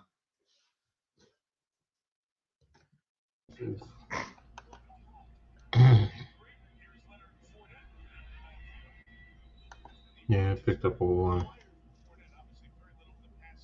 Second down and 9 on that play. It looks like 9:40 left in the game. Brady takes the snap, throws it to the left side. Fournette makes the catch, picks up another 2 or 3 yards. It's going to be third down, about 6 or 5. Bucks are trying the dink and dunk approach because right now I guess they're not getting anything deep or their offensive line's not protecting long enough to give Brady a chance to take a shot downfield. Oh, I don't even know who the deep threat is on this team. Brady in the shotgun. Takes the snap. Throws it. Middle of the field. Caught! Russell Gage. Flag on the play.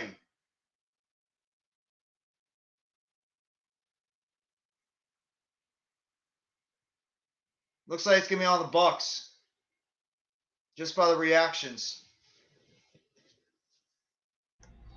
To be honest with you, I'd want them to take the short stuff because you're eating up clock too. Well, the Bucks can't eat up the clock right now. The Bucks need to move the ball because they're trailing right now by 17. And they got to get that ball down the field. The Chiefs can eat up as much clock as possible, but the Bucks, No, they got to start getting that. What I mean is the Chiefs are going to play him deep and force him to take short stuff, which is going to eat up clock, as opposed to trying to go downfield. No, you're right about that. Absolutely. The Chiefs right now are playing the type of defense where they're going to make the Bucks try to take through those dink and dunk plays. There was an offensive pass interference on Chris Godwin. It's now 3rd and 16. Brady drops back. Brady, oh my God, Brady's low ass gets out of the field, and it is caught. Chris Godwin. There's another flag on the play. Holding on the offense. Brady's about to take a tablet and throw it at the ref. Holding on looks like the center. No, the left guard. Hey, you got two flags. That says it. Chris Jones. He's going against Chris Jones too, so no wonder. No wonder he had to hold on that play. It's Chris freaking Jones.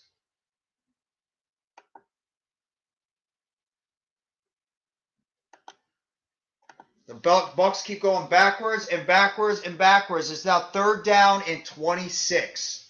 3rd down and 26 for the Bucks, and it's 8:48 left in the game. Bucks just keep going backwards right now. They're running out of time. Brady takes the snap, throws it short, caught. Scotty Miller, and he's going to get down at about the 31 or 32 yard line. Note that's Cole Beasley. Cole Beasley makes the catch, but he's down at about the 32 yard line, and the Bucks are going to have to punt. What does this say? I think Brady retiring after the season. He could retire after the season. I don't know if Brady will do it, but I mean, he could. He already retired this past offseason, but then all of a sudden decided he wanted to play again. Man, that man is retiring. I think he is. He got nothing else to prove. Brady's got nothing else to prove. I mean, I know he probably says he probably wants to play until he's 50, but come on. No, it's time for him to hang it up. I get the camaraderie. I get the competition. I get all that. But, bro, you got all the money in the world. Your wife is ready to divorce you over this stuff, man. That's where I'm like, yo, sometimes it's better to just say, you know what? Family first. Do what you got to do for your family. Absolutely. And I mean, like he's got a family right now to take care of. He's got nothing left to prove in the NFL. He's got how many championships? 7 or 8? Mm-hmm. I mean, he's already a first ballot Hall of Fame, and they probably have their own wing right now for Tom Brady in the Hall of Fame. I mean, their own wing, their own side, whatever it is. It's all set up for Tom Brady. He has nothing left to prove in the NFL. Just whatever happens with the Bucks this year, be happy with what happened and hang up the cleats and just go into retirement, and then you'll be in the Hall of Fame in 5 or 6 years. First ballot Hall of Famer. So.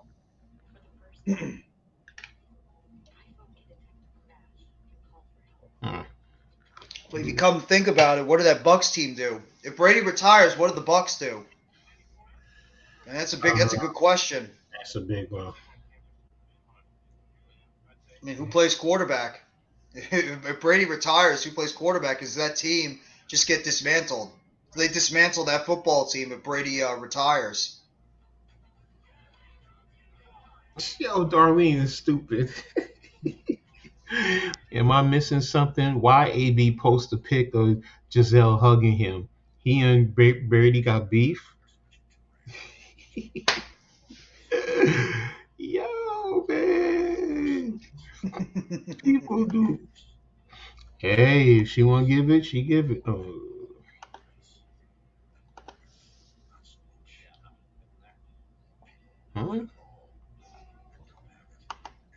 the heck is this?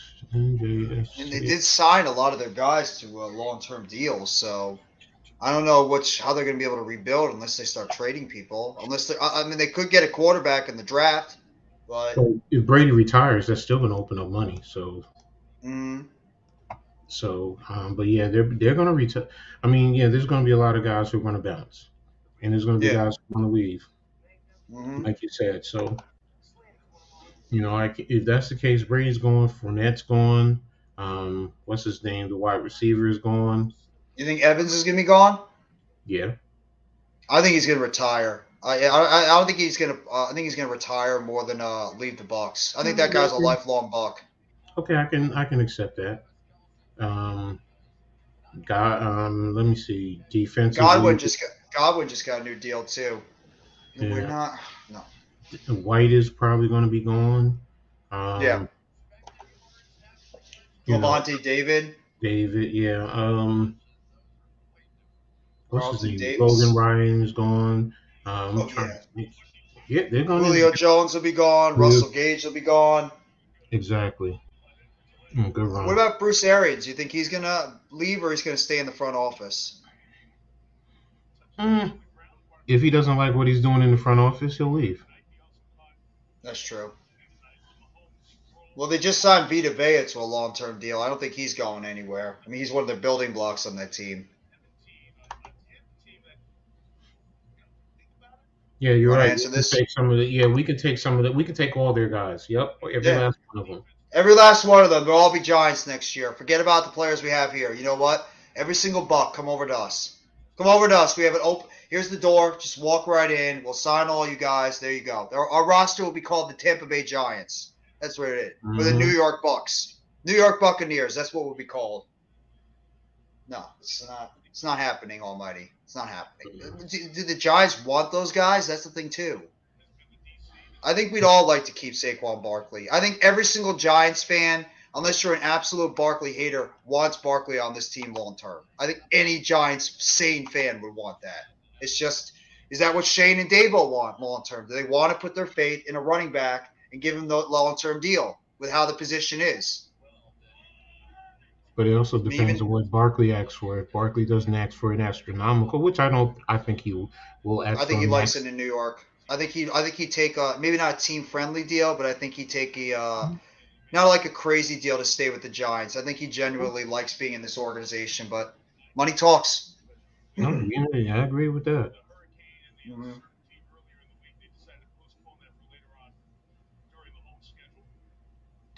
Bruce Arians just looks lost right there in the press box.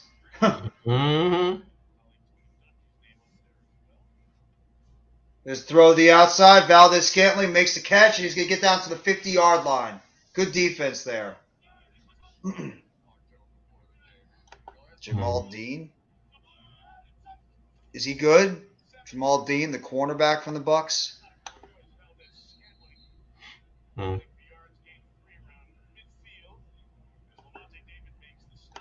I mean, I guess we could.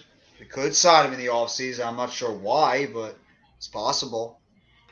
Always remember, people have to fit. Yeah. They could be top names, whatever, but if they culturally do not fit, why bring people here? There's going to be a problem. So Mahomes slings it. Picked! The Bucks pick it off! Mahomes slings it to the outside, trying to look for Juju, and it's picked off, and he's still running on the outside. And he's going to get to at least about the 35-yard line. Looks like Murphy Bunting made the pick on that play. Sean Murphy Bunting with the pick. That's something, if you're the Chiefs, you can't do. Mm-hmm.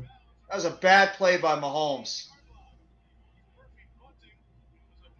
That's one of those plays you'd expect from a rookie. Exactly. Or like a young quarterback. You would not expect that from a veteran like Patrick Mahomes. There's no reason why he should have thrown that ball. And his wide receivers were nowhere near him. Absolutely nowhere near him. He was coming across the field. The thing is, he didn't look backside to see that DB standing there. Yeah, So, Murphy Bunting was already standing there waiting for the play. Exactly. So, you got to make sure you get the right reads, pre and post snap, to know what type of coverage you're in. If you if you miss the wrong coverage, then yeah, that's what you're gonna see. Hmm. This commercial. Absolutely. And it was a good play. You know what? Gave the Bucks some life. They gave the Bucks a little bit of life on that play. I know they're down by 17 still, but they're able to Yeah. drive down the field, score a touchdown. I mean, it's not that crazy. They could try to put together a couple more good defensive series and maybe get that ball back again. But we'll see. Oh damn.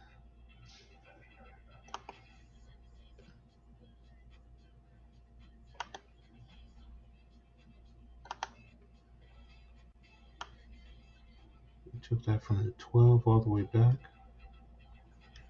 So that's 88 yards.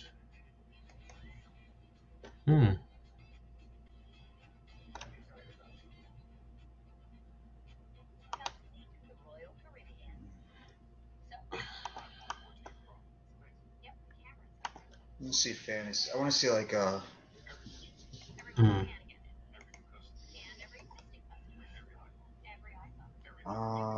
me see. Friday. I really did not pick last one. Nicole, I'm with you on that. I didn't expect that. That was stunning. Damn. What the Wisconsin thing? Yeah, I was reading Nicole Auerbach. She said it was a surprising move. Yeah, I don't understand that. I mean, I don't either. It's like, the guy is, has a, literally almost a 3-to-1 winning percentage, and it doesn't make sense. I mean, unless there's issues back behind the scenes, then maybe that's the reason why they did it. That's the only explanation you could think of is why. It's got to be maybe some behind the scenes stuff for the dean. Maybe what was just not a fan of him, so maybe that's why it happened. Yeah, I don't know. But like I said, I mean, see, here it is. Here's the coverage. Cover 3. They're in cover 3, so you got to know that backside is there. There's nobody on that side. Exactly.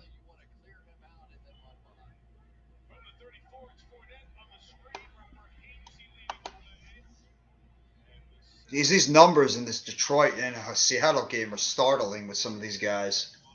What do you mean? Bucks takes a snap. Brady throws to the right side and short hops right in front of Godwin. Now it's Russell Gage. And Penny had 17 for 151 and 2 touchdowns. Geno Smith had 320 yards passing, 2 touchdowns, no interceptions, 32.6 percentage quarterback rating. He also had 7 rushes for 49 yards and a touchdown on the ground. Geno Smith had a pretty nice day today. Even Goff wasn't that bad. Goff was 26 for 39, 378, 4 touchdowns, 1 interception. He was sacked once for 9-yard loss. QBR of 74.8 and a quarterback rating of 121.5. Not bad by Jared Goff. And he was missing all his guys. Jamal Williams, 19 for 108, 5.7 yards per carry, 2 touchdowns. He had a 51-yard long for a touchdown. TJ Hawkinson, 8 for 179, 22.4 yards per reception. Touchdown, Bucks! Russell Gage with the touchdown over the middle of the field. No, it was Fournette. I thought it was Gage. It was Fournette. So now I have to decide, are you going to go for No, they're just going to go for the 1. For 2? Well, that would cut it to a 9-point lead. Yeah, true.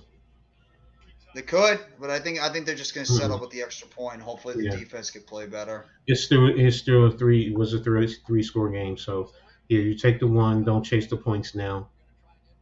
And then the question is, do you do an onside? Mm-hmm. I mean, you still have 3 timeouts, but you're going to be 2 scores down. And Zach Wilson didn't have a good day today.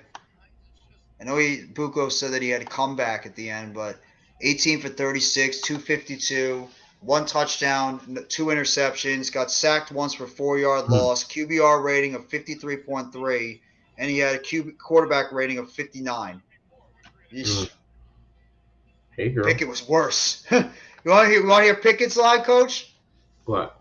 It's pretty ugly. 10 for 13, 120 yards, 9.2 yards per average per throw, no touchdowns, 3 interceptions, QBR rating of 28.3, and a quarterback rating of 65.1. It's probably because of the completions to attempts is pretty solid.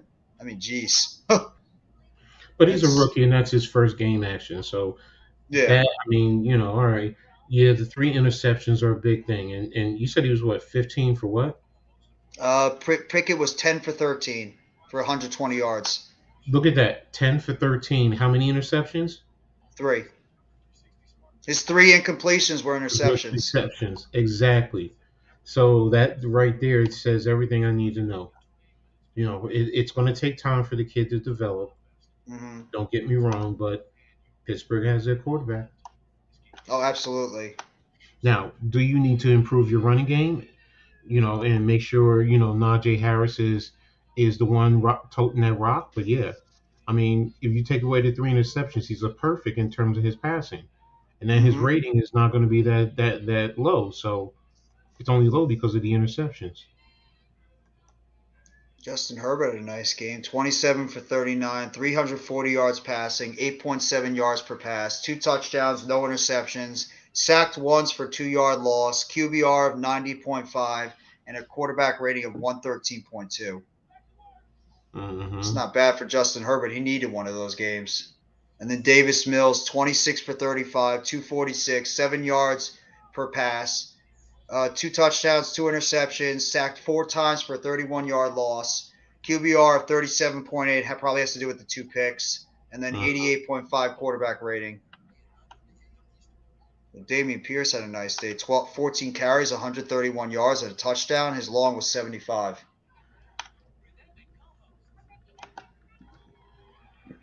Oh, I hate these whatchamacallits.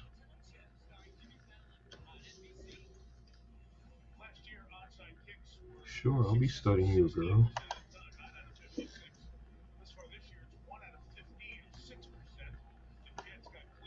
Yeah, Hurts did have a rough day, but hey, you're not going to be perfect all the time.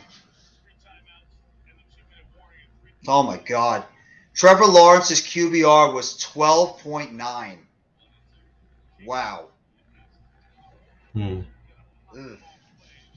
was 11 for 23, 174 yards, 7.6 yards per pass, 2 touchdowns, 1 interception, sacked 4 times for 26 yards. He had a QBR of 12.9 and a quarterback rating of 84.3, so it's not terrible. I think because he fumbled it a lot. Oh my God, he had 4 fumbles and 4 he had 4 lost fumbles in the game. Jesus.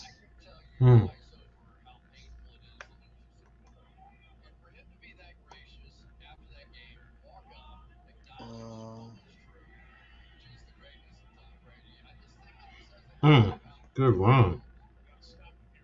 Nice run there by Edwards-Helaire.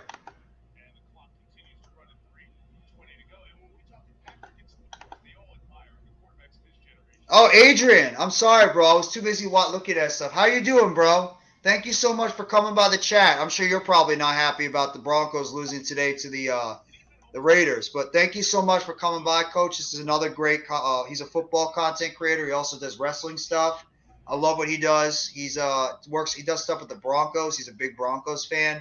He also does some wrestling stuff. Adrian, we still have to talk. We have to try to find a way to make something happen. I know you asked me if you want to do a wrestling show. Just let me know. DM me. We'll try to set something up and try to maybe do a wrestling show sometime in the near future, either whether it's WWE, AEW, whichever you want to do, bro. Thank you so much for coming by the stream. I appreciate it.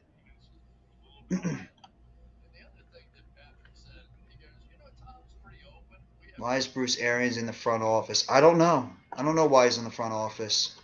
There's something going on with him and Brady.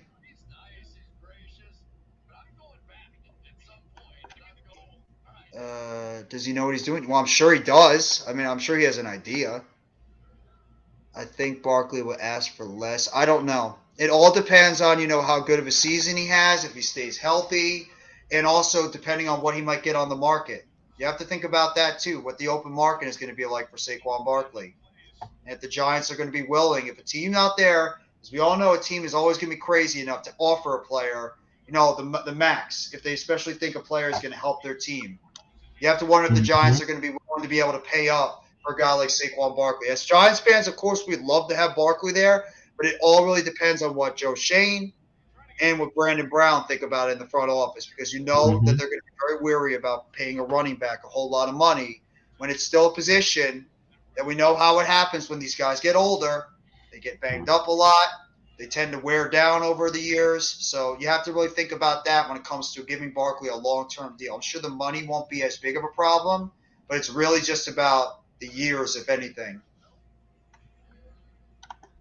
Kirk's actually been off to a pretty solid start so far for the Jaguars. So, I mean, he got overpaid, absolutely, but Kirk's actually is off to a pretty decent start so far this year. I mean, he had 2 catches for 60 yards. So,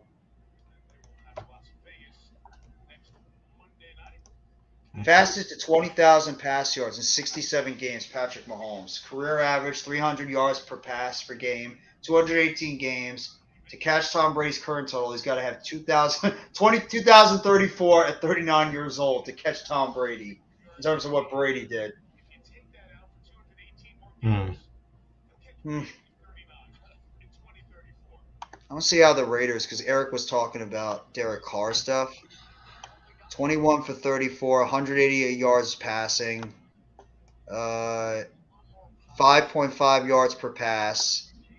Sacked 2 times, 15 yards, 61.5 QBR, and a 76.6 quarterback rating. Josh Jacobs had the big day, though. 28 for 144 and 2 touchdowns with a long of 43. So, Russell Wilson wasn't bad. 17 for 25, 237, 9.5 yards per pass, 2 touchdowns, no interceptions. Sacked 3 times for 23 yards, 50.6 QBR, not great, but the quarterback rating is 124.9, so not bad for Russell Wilson. Run up the outside. Clyde Edwards-Helaire is going to get tackled at about, looks like the 42-yard line.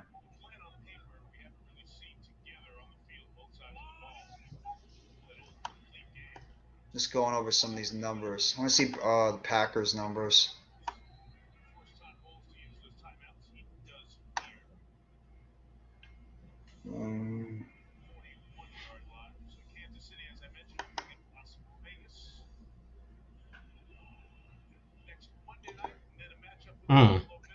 The Raiders, the Bills, at the 49ers, by Titan Jaguars, at the Chargers. It's a pretty tough schedule. Some pretty solid opponents they got there.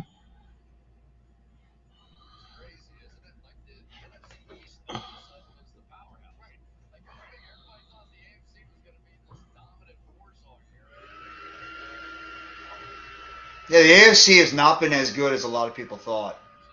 Tackle behind the line, it probably looks like about a 4 or 5 yard loss.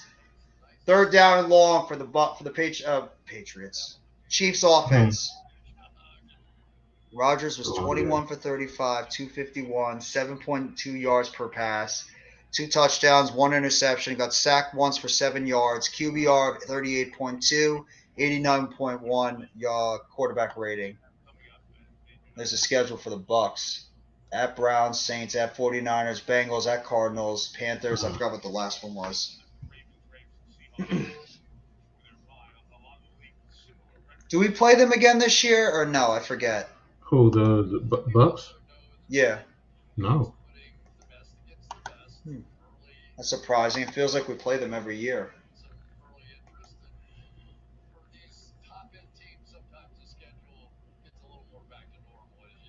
It's 148 left in the game. 3rd down and 7 for the Chiefs offense. Mahomes in the shotgun. Mahomes takes the snap, hands it off. Outside. Edwards-Helaire runs out to the outside. He's going to pick up the 1st down. Clyde Edwards-Helaire picks up the 1st down. Game, set, match. And there's a flag on the play holding on the offense, so it's coming back. Fortson. Backup tight end gets the hold.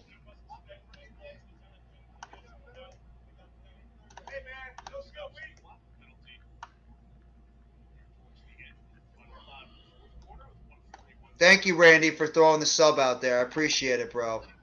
I'm doing well. Yes, I lost against. Oh man, that's gonna be tough. You can't have an argument with your wife about when it comes to the football. She's a big Raiders fan, so she's gonna have all the say this entire time. So good luck to you on that one, bro. I was not disappointed, but it was a great game. But yes, in the future we could talk about wrestling, about WWE, TNA. Well, I don't know really much about TNA, WCW, whichever one, bro. Just DM me and my Twitter account, and we'll try to set something up. I don't think David Carr is overrated. Total nonstop action. It's an old like another small. No, you don't get it. You don't get it. TNA. No, I get what you mean. I got you, Coach. I got you. I'm not that slow. I got what you mean on that one. Okay. There's actually a group back in WWE called TNA. Oh, but really? Instead, it was called Test and Albert. With Trish Stratus when she first debuted in the WWE. Oh, Trish Stratus. Yeah, I had the thing for her. I love Trish Stratus. Oh, Randy with breaking news. He just said that the Broncos just lost Javonte Williams for the season. So obviously the news about him, that knee injury, was serious enough. Yes, it does still exist. TNA is still there. It's just called Impact now. They changed the name from TNA to Impact. Next Sunday night, Bengals versus the Ravens. That should be a fun game.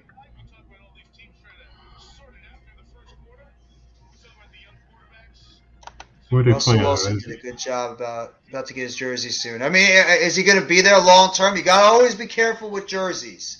Well, I've learned this with jerseys. You have to make sure that you know the guy is going to be there long term before you go out there and grab a jersey. Why? If he's there for 1 year, he was there for 1 year. Get his jersey. Add it to a collection. Yeah, but you want to kind of have that player for the long term to really make the jersey feel more validated. I get it. But if you're a fan of a player, I mean, no, that's true. Think about people who follow LeBron James. You got a Cleveland, you got a Miami, and you got an LA jersey. Yeah, he was there with each a little bit longer. He also won a championship with each, so okay. But still, I mean, he's only been with LA 3 years? 3 years, 4 years? I think 3 years, yeah. But he won a championship, so that's going to help him more validated. Think about AI when he was with Denver.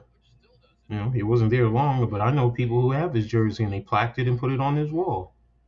I forgot Allen Iverson was part of the Nuggets at that time. And Detroit. That's right. So it's if you really rocking with a player, sometimes it's what, let me just rock his jersey. So Brady throws it down the field and it's going to be incomplete. Looking for Evans down the field. Clock ticking away.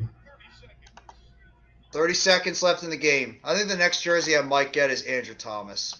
I think I really want to get an Andrew Thomas jersey. I never got an offensive lineman, but I gotta pay the respects to the big guys. And Andrew Thomas is very quickly becoming one of my favorite players on this team. I love Andrew Thomas and what he brings to the table.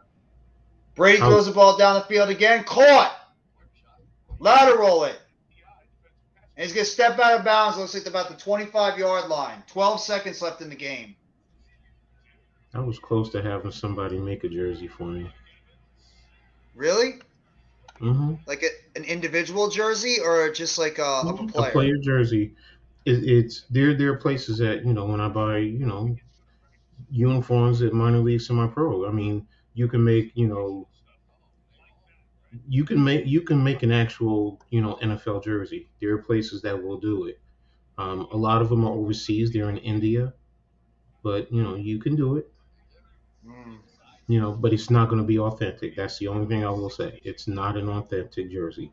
But if you're doing it to put into a plaque and put on your wall, it comes out cheaper that way.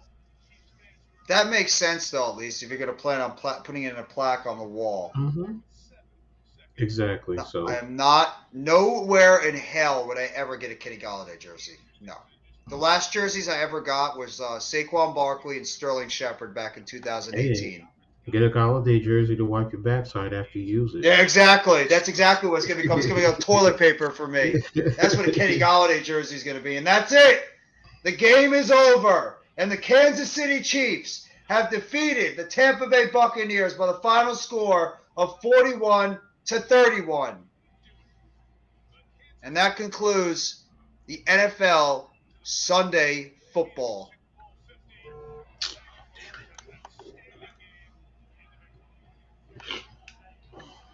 Damn it. I got a Jake Plummer jersey in my room. I respect him as a Wow. quarterback. Plummer, yeah. Which one, from the Arizona State or in the NFL? He got a Broncos jersey of Plummer. Oh, okay. Plummer was an odd quarterback. He had Yeah, he was. he had some decent physical traits, but he could just never put it together in the NFL as a quarterback. I think if he played now, he would be a lot more successful. Absolutely. I just think he was in the wrong time in terms of like his NFL game back years ago. He played in what, the 2000s, 2010s, I believe, was Plummer. Was it that far back? I mean, wasn't it further back? I don't think it was the 90s. I think it was the 2000s or I thought it was the 2010s. late 90s. I'm gonna check. Jake Plummer. Plummer. Jake Plummer was born in 74. So Arizona 97 to 2000, Denver 2000 and 2006, and Tampa Bay last year 2007. Okay.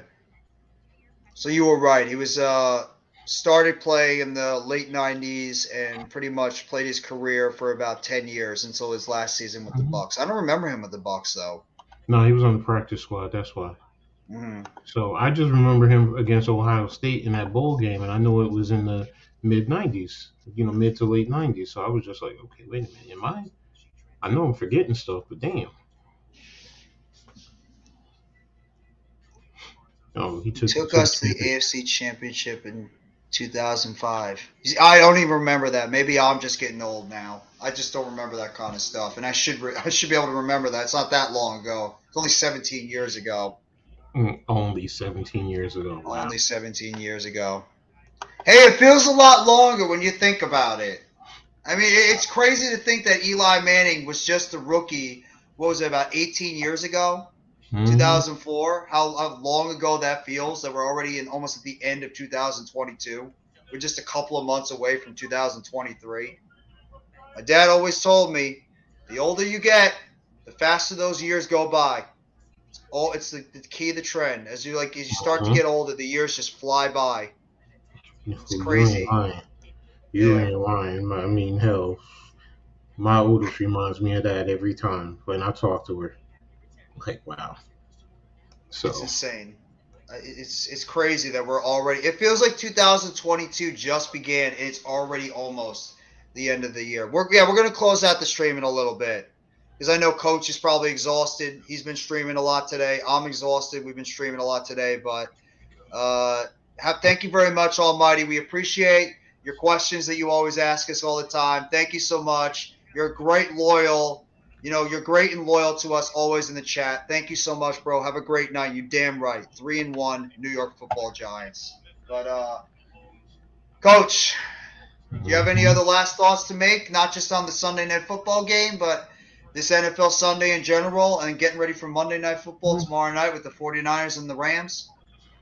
Damn, I forgot they're playing tomorrow. Wow. Yeah. It's just, today has just been interesting, especially more than anything, injuries. I mean, that's, and it's not just the New York Giants. It's really not. It's, you're hearing, guys being lost for the season, guys carted off the field, not to go to the bathroom, though. But, yeah. I mean, it does start to become concerning, with the amount of injuries now. I mean, I know they try to say it's not the field turf versus the grass field, but it leaves me wondering. I mean, but I don't have the numbers, so I can't really dispute it. So, but that's the thing that has me thinking about today is, the amount of injuries, it's starting to be, every game now you're looking to see who's going to get hurt. And I don't like thinking like that. I don't, No. But it just seems like every game somebody is getting hurt for one reason or another. So But as far as the games themselves, of course the Giants, coming away with the win, even though it's against the Bears, whatever, 3-1. Credit to the Jets going into Pittsburgh and winning. You know, um, the NFC East, other than Washington, is showing that it may turn out to be a formidable division and not the worst division in all of football as was perceived. So, I mean, the first block of games are over with now. So I'm ready to go into the next block and see how things really start to shape out. And after that, I'll almost have a 75-80%. I'll have a general idea of who seriously is going to be serious playoff contenders and who's pretenders. So, And it's normally um, around that time in October too. It's um, normally in about October too. You find out which teams are the teams that you could take seriously going into the rest of the season, and then which teams are pretty much the ones that, like, you could say they had a solid start to the season, but they're starting to tail off and be what we thought they would be. It's normally mhm, like that week 5, week 6, week 7 where teams start taking shape. mhm, So, and mhm, you're right about the injuries. I mean, you just now every single time, if you're a fan, you just pray and you hope that nobody gets hurt. But unfortunately, it's a violent game. The NFL is a violent game. Guys are going to go out there. They know the risk when they get on that football field, and injuries are going to happen. So not just with the New York Giants, but all around the league. I mean, as Randy just said earlier, the Broncos just lost their very talented running back for the season with a knee injury. So you just got to hope that I think mostly what makes a good team is the war of attrition. Teams that can pretty much mhm. make it towards the end of the season, the healthiest. That's usually what helps out a team get to where they need to go, because it's normally the healthiest teams they're able to make it to the championship, and not the teams that get banged up a whole lot, because they'll do the best they can, but we know those backup players aren't going to be what you had in those starters. Even though we always say next man up, it is a talent drop when it comes to players. So we'll have to see what happens. But Coach, do you want to let them know where they can find you before we hop off the stream? You can find me on YouTube. Coach Ed Gladney's Amazing World of Sports. That's my channel. I mean, I don't have anything on my regular YouTube. And on Twitter, I'm at Coach Ed Gladney. So you can always hit me up there. So that's pretty much it. And I want to once again thank you so much, Coach, for coming on the stream with me for both streams this afternoon and evening, Coach. You've been an awesome co-host for me.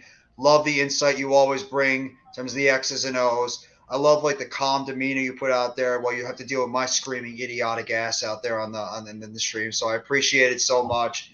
Thank you sincerely for coming on. I love having you as a My co-host. pleasure. I love doing the community with the New York Giants as well as college football. You guys have not already, make sure you go check out Coach Ed Gladney's channel. He does a fantastic job with different types of content. He's going to give you different things that you're not going to expect. And he knows the stuff when it comes to college football. So make sure you go sub up to his channel. So I want to thank everybody in the chat. Almighty Finesse, of course, Namar C. Khan, part of the Big Blue Crew, CWE Bedstuy, I appreciate your support.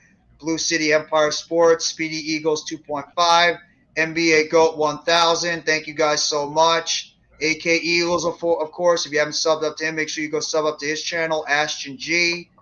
Who else? I want to make sure I don't forget anybody.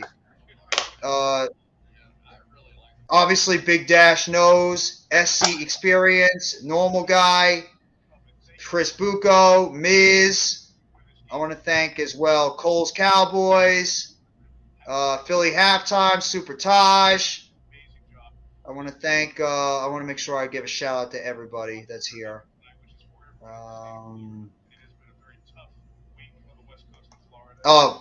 Adrian, of course, my fellow Denver Broncos fan. Early Cole, can't forget about him. Next Shift Randy, he does a fantastic job over there with Philly Sports Rap, as well as Philly Halftime. Earl Cole, obviously, with the wrestling. I mean, Adrian does a great job with wrestling as well as with the Denver Broncos. Also, our guy Alexander Harbula, he's a great Cowboys fan. He's probably very cocky right now. His Cowboys are 3-1 as well. want to say congratulations, but it's very hard for me to say that as a Giants fan. I want to kind of say F the Cowboys, but have some respect, I guess. And Adrian, the Sports 4177, always appreciate what you guys are bringing to the table. Guys, thank you so much. For Coach Ed Gladney, this is NYG Jeffy T85. And as always, everybody, let's go New York Football Giants. Together blue, everyone.